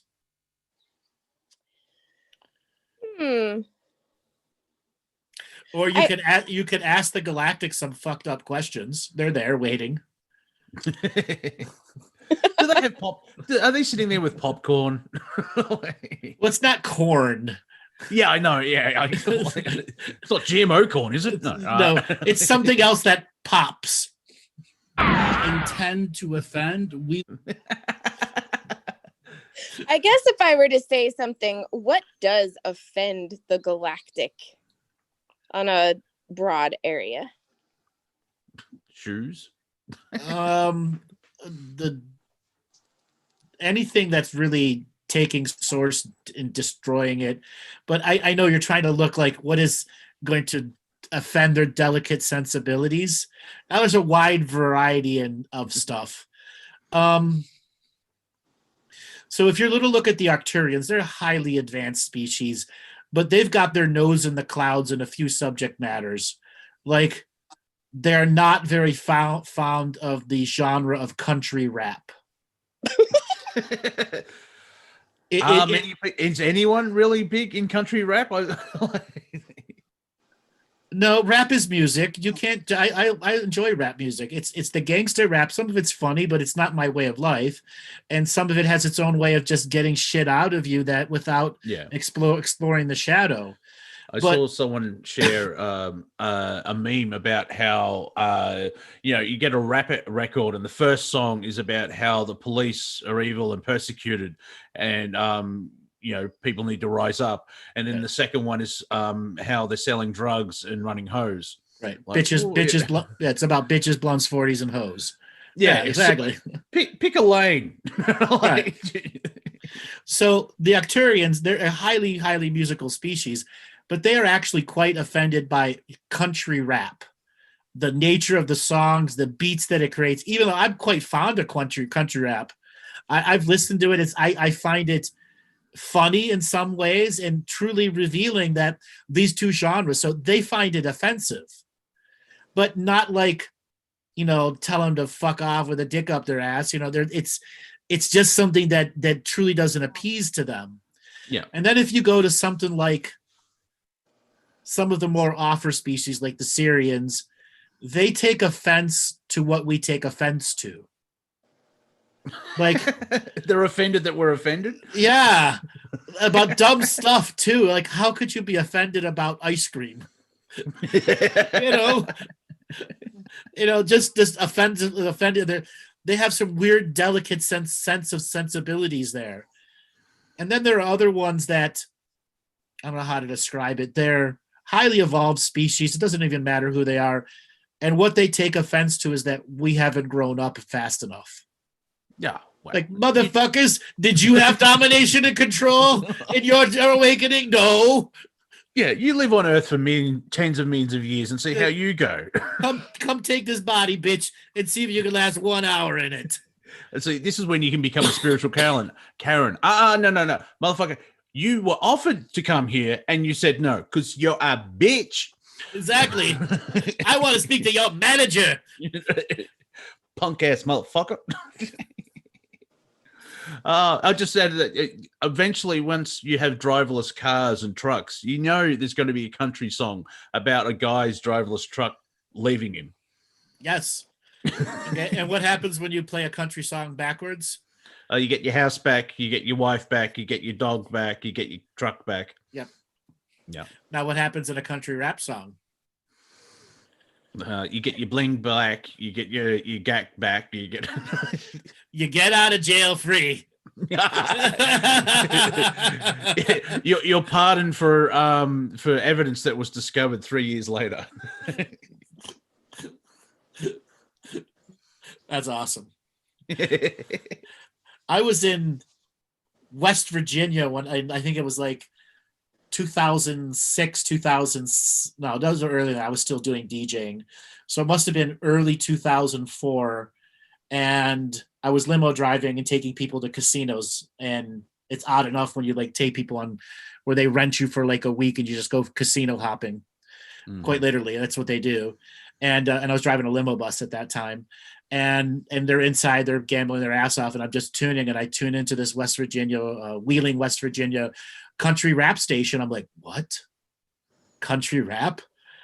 And I had to sit there and just, is this real or is this comedy? But they just kept going and going and going and going, and like dozens of country rap songs, and some of them are pretty damn funny songs, or just cool rhythms that use the blues and the rap songs at the same time. Well, the theme song to Justified is that sort of mesh between hip hop and country, and if it's done well, it works well. Right, if it's done well, it works well. And when it's not done well, that's when it gets comedy and it's like, right. Shut up, shut up, exactly. What about the other things like gremlins and goblins and things that we can't see? What are they laughing at? Yeah, the elementals. Thanks, Monty. Oh, they laugh at us just being idiots and ignorantly blissful. We exist. So did you see what the human? I don't need to see the humans anymore. I just laugh that they still exist. Like I like apparently the Sasquatch have a wicked sense of humor, and they find us. They're still looking for us. Yes. Bob's got to dress up in the costume again. So those other unseens here. Now, the fairies have two versions. They're called Seelie and Unseelie. Seelies are technically good guys. Unseelies are the bad guys. Well, negativity versions. The Unseelies, they take absolute pleasure at setting up a scenario where you stub your toe, fall over on yourself, and your glass of water pours on your head. And they'll set you up for like triple clumsy actions in a row, or set you up with the most awkwardest of dating situations. And they'll just take absolute pleasure out of the misery they can create like that. Yeah, like the trickster Loki and stuff, yeah. On crack and steroids, yeah. Yeah. And they've got nothing much else to do. I wonder what they think of like True Blood or Carnival Row, where like this is our version of fairy. No. Well, quite a few actually of the fairy community in Fae Kingdoms watch that genre of stuff. Oh yeah. No, they do. To them, it's like soap operas. Yeah. Because it's from a human perspective, and it's like, well, we don't do that. Exactly. We don't really do that. Or maybe that's a good idea. Yeah, like, because people have said, the world's just like the Truman Show, probably in a way. But then you've got the global narrative. It kind of has to be because the global narrative, domination and control, it needs to control, so it needs to see what everything's going on. Yes. All right, Ditina, thanks a lot for calling. We got a bunch of other people who've raised their hand. All right, bye guys. All right, take it easy. All right, Robert, we have some more people who have raised their hands. Spin up that wheel of callers and see who is next. Chris 3. Chris 3, are you there? I am here, yes, once again. Great. Where are you calling from? I'm calling from Far Hills, New Jersey. Far Hills, New Jersey. Welcome to the show. So he's got a better unicorn than you. I saw that, Andrew. I'm jealous. It's an armed cat. Yeah. So there's some Lyran energy mounting the unicorn, and well, this is just the beginning of the story, so it gets a little bit dirty later on. All the unicorn need is a big cock coming out of the bottom. The cat wearing a headband is a nice touch as well. Yes, exactly. And he's part of MI13 on the side just for kicks. Yes, exactly. That's awesome. I'm a bit jealous of your unicorn and cat. So, brother, are we making you laugh today? Definitely. I'm busting a gut as I'm chowing down on a little tasty treat that I just made. So too much vodka. That's dangerous. Watching us, you may choke on something. I know. I'm ready to get roasted again by accident, but let's see where we're going to go. So what comical stuff did you have for us today? Well, let's see. My whole life seems to be comical, so I'm wondering which direction to go to, because there are always so many directions. Last time we talked a little bit about time travel, so maybe we can roast a little bit of time travel stuff. Oh, there's so many fucked up time traveling stories. Oh my God. I don't even know where to begin. And somebody asked our unicorns means. If you listen to the last show, yes, unicorns are mean ass bastards. Oh yeah. Yes, they are not nice. All right. Time travel disaster stories. Yeah. So, do I have any time travel disaster stories? Because I remember last time. We all do, but let's not make that about that. Let me just figure out here. So okay. we all know the common reptilians of the era. At one point, there was an even meaner reptilians than we have the ones that are running here. And they were like the elite of the elite of the elite. They're so snobby, they'd look down at the other elite reptilians and go, you're trash. And, a bunch of them got together and wanted to do this major disastrous time travel assassination thing on a bunch of human worlds simultaneously. And they all arrogantly boarded a single time travel ship. And that time travel ship got fucking blown up. And even the mean ass reptilians like, aha, bitches. Yes. Karma on a time level. Yeah. The arrogance was so much that they thought they would all get on one ship and they'd be able to simultaneously take over all these worlds. But nope, your ship blew up. Do we know how the ship blew up? Was it just like a timing mechanism, or someone took it out, or no? It was sabotage. It was pure sabotage. Yeah. Well, I mean, if you're dealing with idiots, where you would at least have someone stay at home to anchor them in the other timeline. Just when you say arrogance, it's like is that in the Galactic dictionary is a photo of them right next to arrogance. Yes. Arrogance. See. Cockheads. Right. They've changed their name. We have no idea what their original name is, but reality's got they're cockheads now, and this is why. So even the reptilians will make fun of their of the group that got erased. Yeah. They were for many millennia. They were the butt of all jokes. So what are the chances that anybody is going to abscond with the planet and teleport it to another area of reality? I've got a feeling. I think that before Andrew actually gives an answer, I'm thinking the planet's like, fuck no. I ain't no bitch. I ain't your bitch, motherfucker. I'm fine. You're fucked. I can see it's a great movie, at least as a sci-fi, like the Avengers time heist thing of whatever that was, but more like a planetary heist. Well, Earth has been teleported quite a few times forcefully, and it's not going to allow itself to be teleported again. No, it's stuck. It's stuck out of free will. With free will, it's got to be like everybody's on board, but it's still a planet heist. No, that won't happen. Everything is fixated as a solid point in time space, spread throughout many dimensions and realities, because they've created a finite moment in the infinite to end karmic resolution. Karmic-based time travel resolution. But you are correct. It'll be a great story. It won't happen in reality, but as a made-up story, that would be fascinating. So you could sort of see the story play out in a movie. But the actual planet itself, it's like, fuck no. No, but it's like a foundation series type of thing where the planet, the reason why nobody knows where the origin of the intergalactic human civilization is because it actually teleported somewhere else. Well, Earth actually has its own engine inside. It's called a unity consciousness drive. Yeah. And when the majority of the species are in unity and you commune with the planet, you can teleport it to brand new galaxies, other universes. It's got an engine built inside it. So that's not a far off story. And in the Galactic History series, I talked about Earth being teleported in the unity consciousness drive.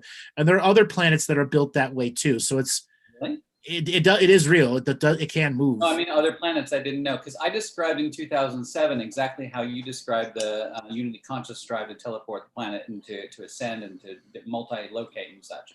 But it just kind of came out of me when he called me something that was really kind of fun as far as a new name for my friendly. I just had an image, someone getting drunk, like say me or Andrew's like, it'll be fun. Let's teleport the planet for a nanosecond somewhere and bring it back. Yeah. Bim boom. Oh, sorry, people. Right, that would be great. Being in and out. That's a drunk story. So what did you do last night? We got so whacked out. We got so whacked out on Wild Turkey. We took the planet for a spin. And everyone's like 10 years older afterwards. Like, whoa. Yeah. We went and did donuts with the planet. Yeah, we mooned Pluto. No, we mooned Uranus. Yeah, mooning Uranus. That's great. Oh my God. Yes. I can't remember who said it in chat, but they're we're talking about farts and a gas giant, and I thought, yeah, that will piss off Kronos. Hey, Jupiter, you're just a fart that's angry. Very angry fart. A fart that won't let itself go. Yeah, your time is up. Yeah, I thought the planet looked like a pretzel, but anyway, that's just me. But I like taking the Earth. So to answer your question, I think the Earth is a fixed point in time and space now, because it has been moved around. Eventually, I would say that it'd be 100% agreement if it moves. Like there'll be a referendum. So should we move to Andromeda or should we stay here for a bit? Well, the thing is, Earth can duplicate itself, so it could make many versions of itself that can move around, while the one here that's fixated in time can continue to do what it does. Right, and that's how the thought goes in the story, is that actually it is just a multi-dimensional projection into another reality. It doesn't necessarily negate its existence here. It's just like that, Dolores Cannon, like the splitting of the world into two worlds, like infinite worlds, and poof, then you have a whole new projection into another galaxy, which is part of the purpose to populate other planets with good stuff. Earth, you're projecting again. Oh, I'm sorry. Well, I like to talk about how Earth is a bit of a hussy. So there are some situations when, let's say, planetary floozy during the Pleistocene era, about 248 million years ago, 232 million years ago, really before the majority of advanced consciousness was doing anything over here. Advanced consciousness was around, it's just Earth wasn't such a big part of the galactic drama at that particular time. But she liked visiting the galactic bars in her high heels and short dresses and attracting things to come and live on her surface. Hey, baby, you want to have an experience? Earth girls are easy. Or just Earth is easy, or was. Now, no, slut shaming Earth. This really is. This really isn't. Well, this really isn't. But planets back then had to do unique things to get consciousness to come and get unique experiences. Oh yeah, that just sounds like an excuse for an old hoe. I had to do things, all right? Let's not talk about them. It needs go-go dancers. It needs fun stuff. I was young and I needed the money. Yeah, okay. We're celestialitizing this a little too much. Anyways, to come and get unique experiences here was a challenge, because life back then was really fixated on the old ways of doing things. So planets needed to figure out ways to get people out of their compulsion to do life just that way. So Earth had a way of creating, like specialized dinosaur skin suits that could have, I don't know how to describe it, like powerful orgasmic experiences. Like if you're a brontosaurus and have an orgasm, it's like, life altering, earth shattering. Exactly, a brontosaurus orgasm. Okay, I'll take one of those, please. So that's what it really sold itself on, is you'd be able to come here and have such a unique experience in a skin suit, and you could live hundreds or thousands of years at a time. Yes, it's a predator network. But you like to be hunted. It's nice to be courted that way sometimes. So there were many experiences where things died or predated on during, unique orgasmic experiences. Well, it's a hell of a way to go. Yes, a Tyrannosaurus Rex comes out right as you're coming. Oh shit! Yeah, you won't be fighting then, my friend. Yeah. Well, I always figured that Earth had a period where we were like the pleasure cruise planet, where you just come here for vacationing and procreation. Like it was just a big old, not big and old, but maybe it was big and old. But just no, it wasn't a pleasure cruise. It was more like Florida. I just had a bad thought. Imagine if the Earth had a period. Ooh. It does. It does. Oh wow! What are you talking about? It does. What's the times length? Like it's not once a month, obviously. So I'm just galactically like once every 5,000. No, once a millennia. Okay, that's all right then. That explains a lot of history. On one now? Are we coming up on one now? No, we already had it about 200 years ago. Oh, okay. Yeah. Oh, mud flood? Like the Napoleonic Wars? All that was going on then, but the big trigger was when did Krakatoa happen? 1860. Yeah, late 1800s, early 1900s. That represented the end of the period because the periods last a few hundred years. Ah. Yeah, that was the Big Bang that ended the period. Is that why they call it a period? I don't know, but you can call it that. Yes, it's a period of time. Yeah. Yes. Well, I'm glad we cleared that up. Now we know what a period is. Period. Period. Exactly. Period. I wonder how big's the maxi pad. Anyway, moving on. Huh. Well, the maxi pad got blown off, which was the top of Krakatoa. Generally, the Earth's periods led to mass extinction, so we need to be aware. No. They didn't lead to mass extinction. That's actually led to mass birth, actually. Right. Yeah, they when the planet gets grumpy, it fucks with everyone's dream world, makes you horny as fuck. Yeah, that's an interesting side effect of the Great Pause. Everyone's locked down and you can't meet people. So I'm just going to ramp the sex drive up, and you wonder why everyone's a bit skittish.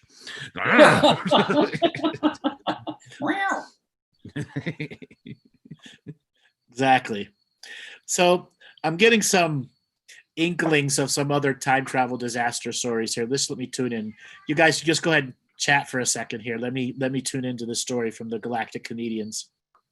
Okay. All right. So Monty, it's between you and me here. Let's have a quick comedic challenge. All right. Let's do some speed comedy. Well, my cat's yelling at me. So yeah, that's fun. It's like yeah. See, people heard her. All right. So how about we everybody who votes coming up, how about they write in the name or write in Intergalactic Tantric Smurf? Yeah, that worked. There's a Canadian musician called Devin Townsend, and he was in a band called Strapping Young Lad, and it was very angry, and so he couldn't live like that anymore. So I'm condensing the story, and so he created a puppet called Ziltoid, which is a fourth dimensional being that loves coffee, and so he could channel all that stuff that's still there of his personality through the puppet. And there's a t-shirt, Ziltoid for president, because let's get a real puppet in there. Yes, I love it. So so if anyone doesn't want to vote for Orange Man or Mr. Magoo, just write Ziltoid. Mr. Magoo, he's totally Mr. Magoo. That's exactly who it is. Well, actually, no, I've said that Mr. Magoo looks at Biden and goes, "Wow, dude, calm down." And if you notice too, Biden's eyes are I don't know if he's got a bigger head, but his eyes seem to be very, very small and squinty. It's like, wow, no. Yes, never trust the squinty-eyed politician. Yeah, his eyes are too close together, and I think he's on his third or fourth facelift, and I was watching the debate, and the energy he got off him was like, "There's something very wrong with you." There is it's just, we know what Trump is. The thing about Trump is like, he's devious. No, I think he's being totally honest to himself.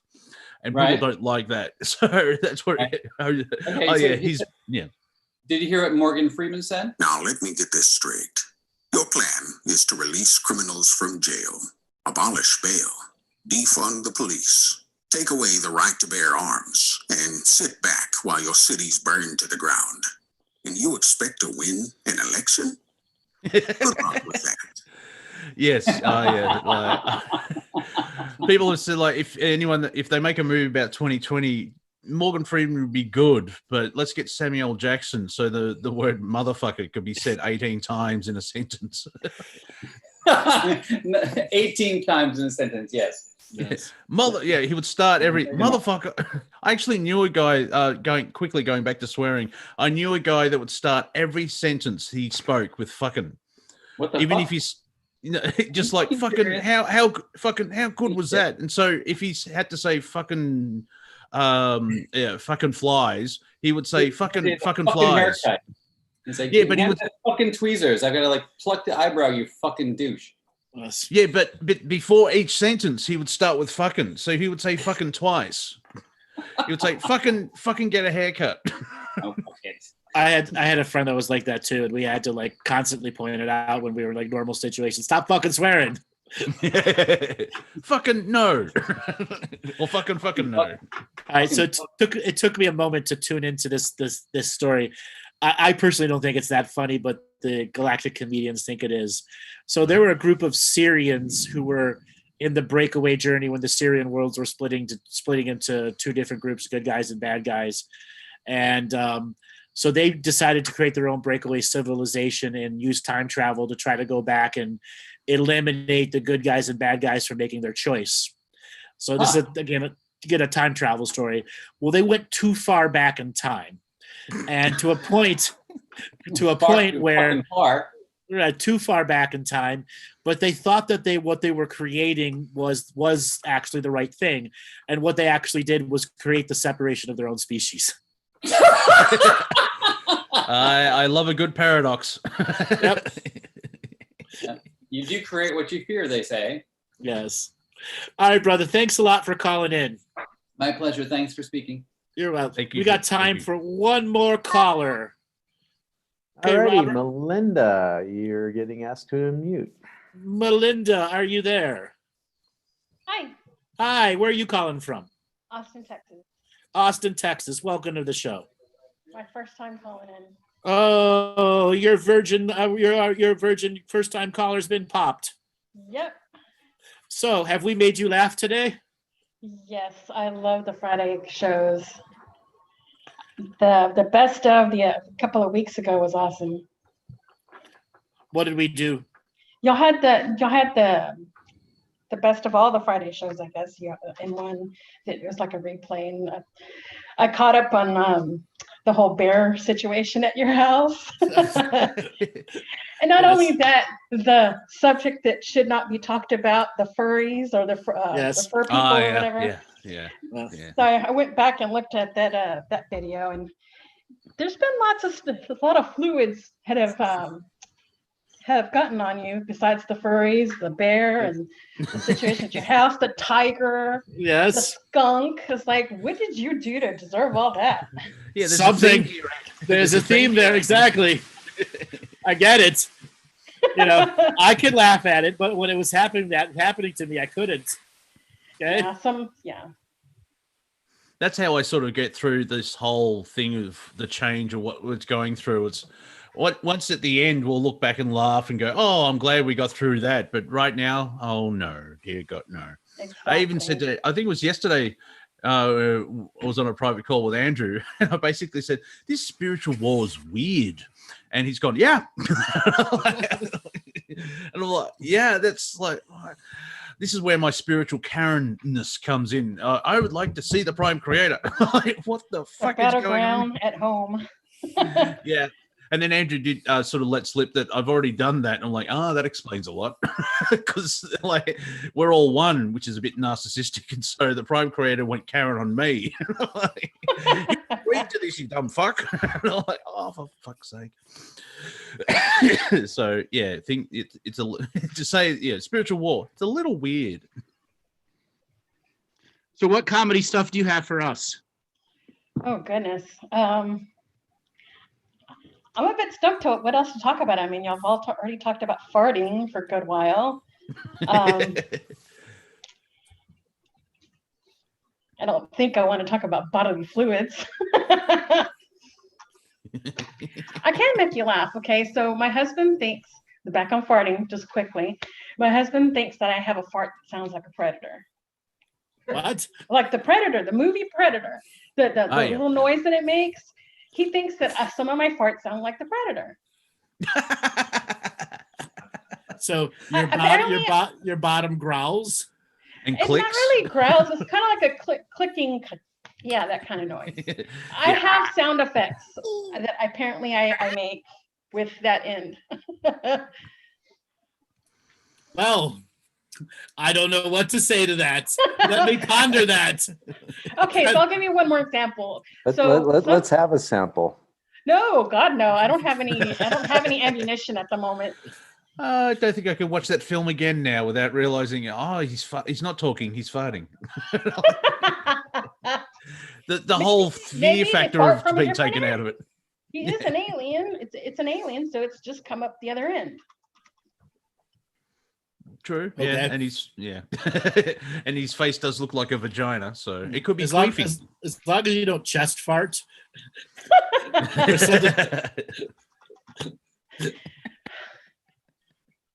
That would take some talent. You would have to have at least one orifice there. No, if you learn how to rub your boobs together just right, you can make them fart. That would take a tight bra. And a little bit of oil. Sounds like you have experience. Maybe during some explorational journeys with the larger size ones, yes. And the particular woman was not proud of making her boobs fart. She's probably staring at you like, "Are you done yet?" Nope, I'm not.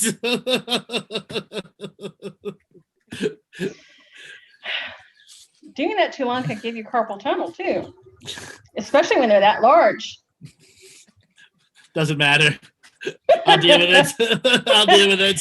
You'll go to sleep with a smile. Yep. It's kind of I've noticed I've evolved when you see large breasts, it's like, oh, that's attractive, but now my brain just goes, oh, bad back.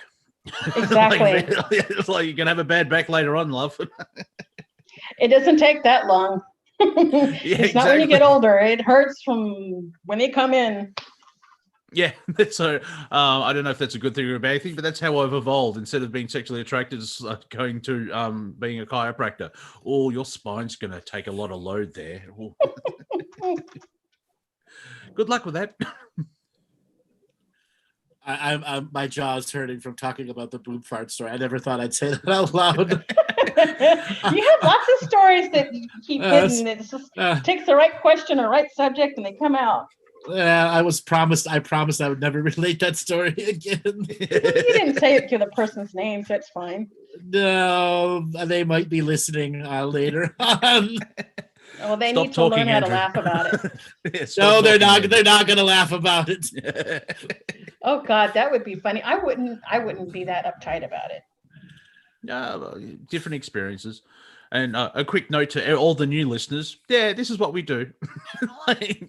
We get crazy and comedic and make people laugh. And there's little nuggets of information all the way through. I know. So, take notes. Yeah. It is like, so you can probably condense the comedy shows down to about 3 minutes and get all the spiritual information out of it. 5 minutes worth. Yeah. Spread over 2 hours hiding behind the comedy. And that way the global narrative has no idea what we're doing. Yes. Like, what are they doing? They just talk about farts, sex, and animal stuff. Well, the whole point is to be completely unpredictable. And we are on the unpredictable level. You never know what we're going to say next. That's true. My cat's getting excited.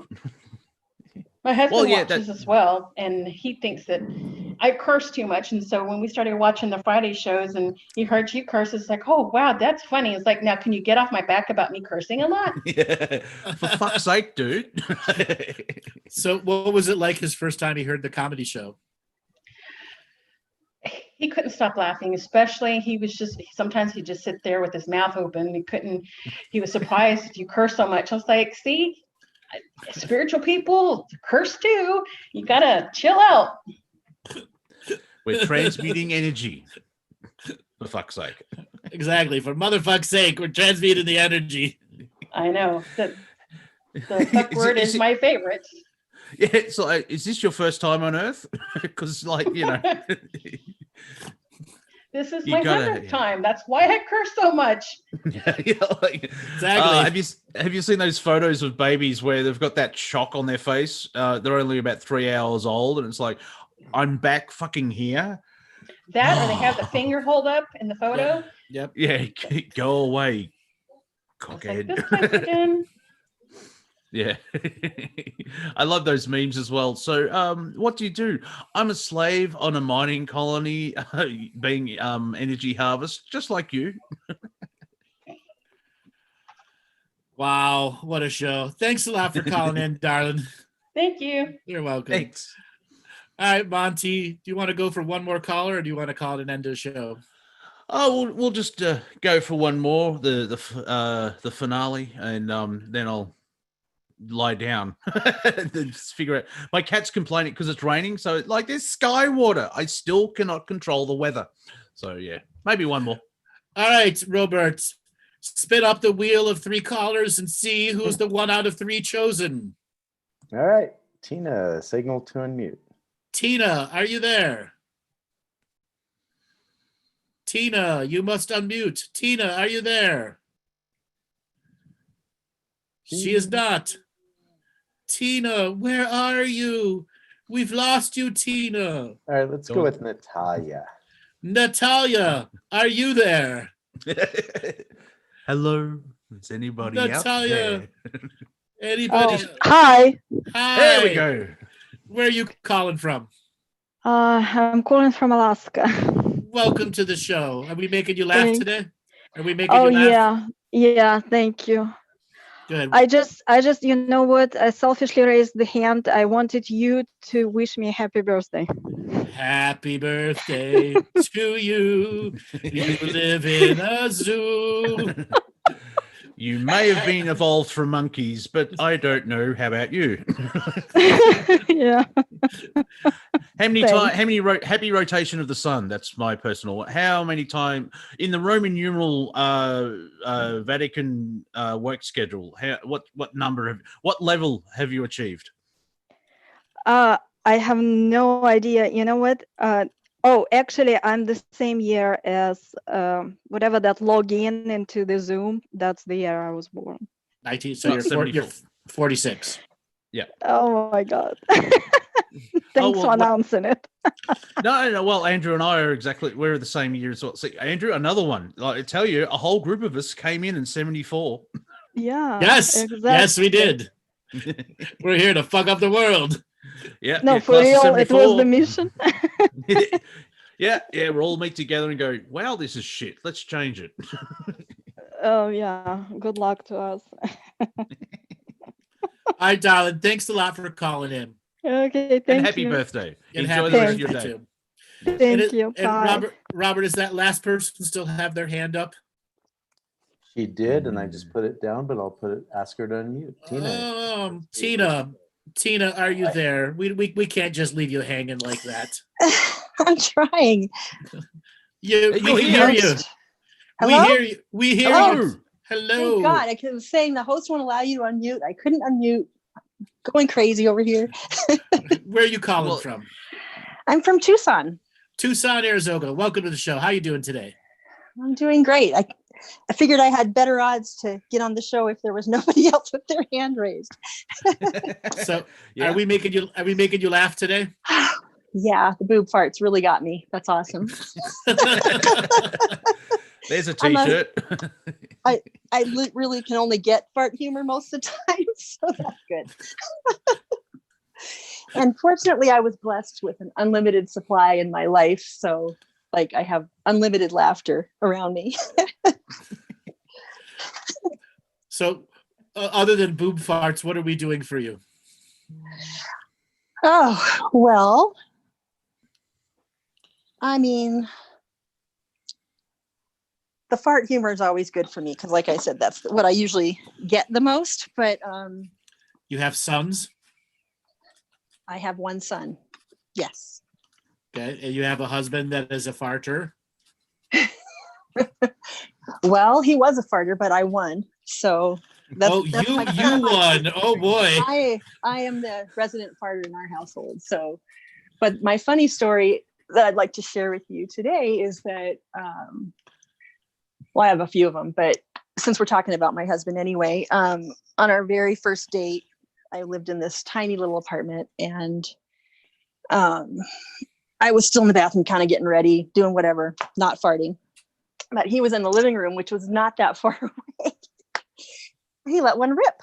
And I was like, alrighty then. And I had one on deck, so I let rip too. And he says, oh, I heard that. And I said, yeah, I heard you too. I love a good game of fart tennis. 15-1. 15 love, 30 love. Exactly.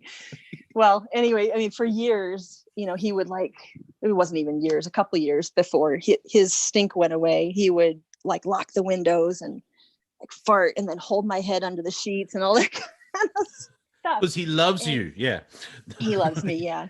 But eventually his farts stopped stinking. So I win. Mine have not stopped. So all out there today. Sounds like you have a little gut genome problem there. I think you need some probiotics. I probably do. Yeah. No, I'm working on that. And I would, in all seriousness, if you wanted to give me advice on that, I would take it, because it truly is so I've got all these food allergies, and just get the probiotics that you get in the refrigerator, not the stuff stored outside. Start with digestive enzymes with every meal that you eat. That could take care of 30 to 40% of it. Do a full-on candida cleanse. Get this product called Colorex with a K that helps eliminate candida, and then cut your sugars down. Yeah, for your gas situation there. Yeah, and enjoy the ride, because when you get your colon cleansed, you'll be amazed what you can produce. Why is it black? Oh my god! Yes. Yeah, I haven't done that. I've been doing the digestive enzymes for years, and I definitely deal with candida, so I know that. But thank you. After a while, you'll shit out something that looks like blue-green algae, and you're like, "What the fuck is that?" Great. Which usually freaks out parents when they're newborn. So they're going through the Dual-X wall color chart. I'm like, he's got turquoise poo now. What the hell? It was yellow yesterday. So here's a little story / trick. I know I've talked about the story on some other shows. I was in a group of friends where every Friday or every other Saturday we'd all get together for dinner, and then all go out together clubbing and partying and stuff like that. And some of the girls that we knew were very highfalutin, very narcissistic at times, very good looking, all of them. And when it came to be my turn, I cooked a form of chili that used a cube steak, actually T-bone steaks that I cut into cubes and slow cooked with a chili sauce. But I did something special. I had remembered to my era past when my brother was watching my grandmother's house while one of the times she went to Greece, and she would go for 2-3 months at a time. And I drove over there just to see what was going on. And he had made a chili. So my grandma buys all of her beans dried, and he never soaked the beans. Okay. Do you know what happens when you don't soak the beans? More gas, right? Incredible amounts of gas. And you're actually supposed to soak them twice. I remember opening the sliding door and the dogs running out like, yeah. If you're at the level where the dogs are running away from farts, because we know what dog farts are like. Right. Now Have you ever offended a dog with a fart? I have. Yes, I have too. So I remembered this journey, and I'm like, I'm gonna get some powerful dukes into this one. So I cooked a chili that used a T-bone steak and some very high venison meat in it, and I used unwashed beans. Everyone loved it. Everyone ate a lot of it. We go out to the clubs, and there's the girls in the spandex dresses with big bubbles coming out their mouth. Girls going to the bathroom all by themselves at a club. Wow. Which never happens. And I had to hold it in and not tell. I didn't tell anyone in the group till almost 4 years later. Okay? Because I knew the vengeance that was coming towards me. Yeah, a little bit of karma for you. Oh, I couldn't stop laughing. A beautiful girl out on the dance floor, and she's farting a storm up, and there's nobody dancing with her. Nobody grinding on her. Oh, my jaw's hurting from reminding of this. And, another girl who had gone home with another guy, and the guy was eating her out. And she farted all over him, over and over and over again. Oh, that's terrible. The pictures, you could tell it was absolute fake. You know, like party pictures are supposed to be like really great. There's sweat there, anxious looks. Yeah, you only do that once because yeah. That's too funny. Well, I got so much joyful pleasure out of a non-harmful vengeance. I love it. Okay, a non-harmful vengeance. That works. So at the end of the night after clubbing, you know, normally the girls all congregate in their little wolf pack kind of thing, but they all with social distancing. This was like 15 years ago. And we go to Denny's late night, and oh my God, it just starts rooting and tooting, and they all start blaming it on everyone else. oh, and I'm pretending like I don't know what's going on. I'm like, oh my God. Oh. So when you said, like, you mentioned it 4 years later, was there a name for that night? You know, when everyone was farting, right? Well, I brought it up to a guy friend first. Yeah, and I brought up that night, and that's when he told me the story about the girl farting on a guy that was eating her out. And I'm like, I have to admit something to you. I didn't soak the beans. And he's like, what? What do you mean? I on purpose didn't soak the beans. And he went, what? What? And thank you, Danny. From now on, that was Fartageddon. Yes. Because it was talked about. It was a legendary night in its own right. Okay. But everyone was trying to keep it like a private legend amongst each others and not telling anybody. You know how girls keep secrets from others. Mm-hmm. You know, yeah. It's a classic thing. So, you know, a lot of people knew about it, but nobody understand what was the trigger for it. What the hell went? Sounds a bit like real life now.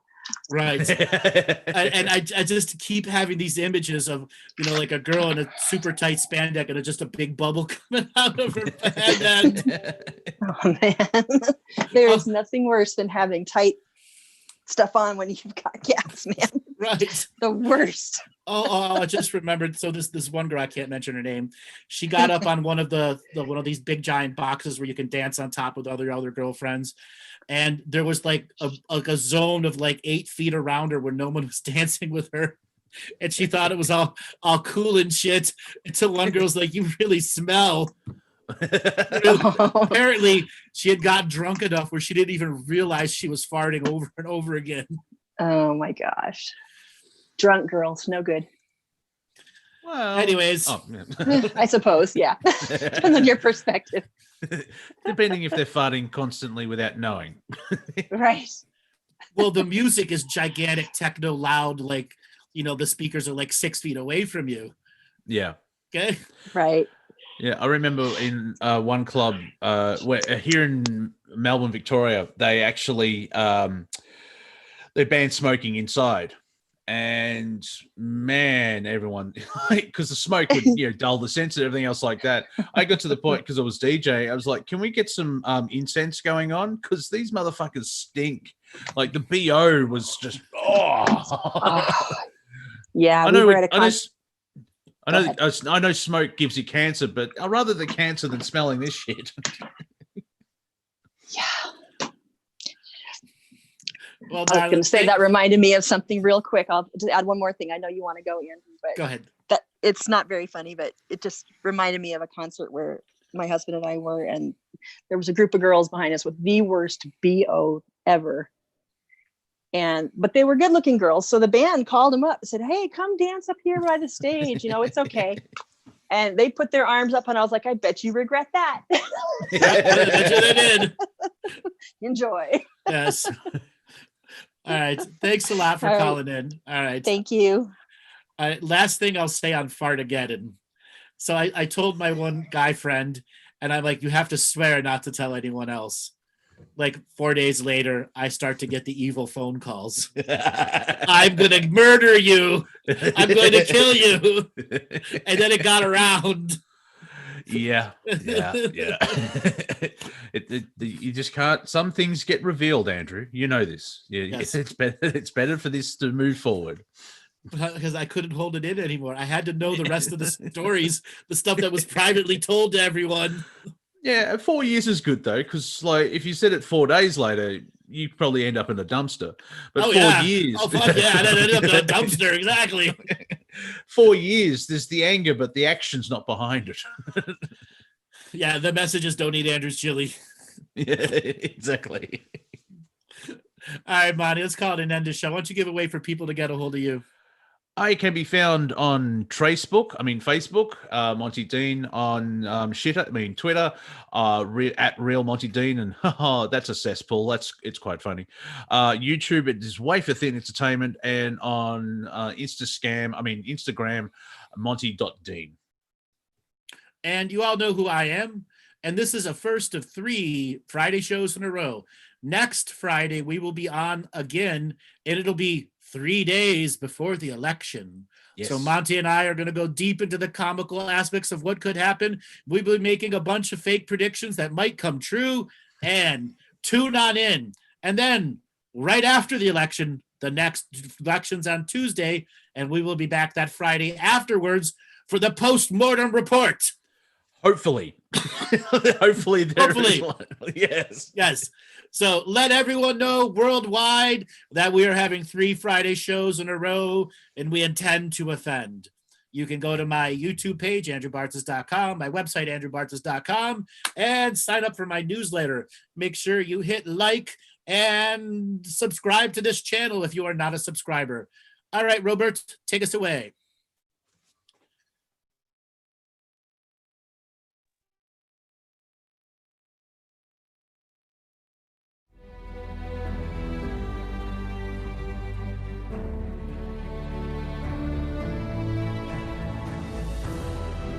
Each different bubble of reality is true.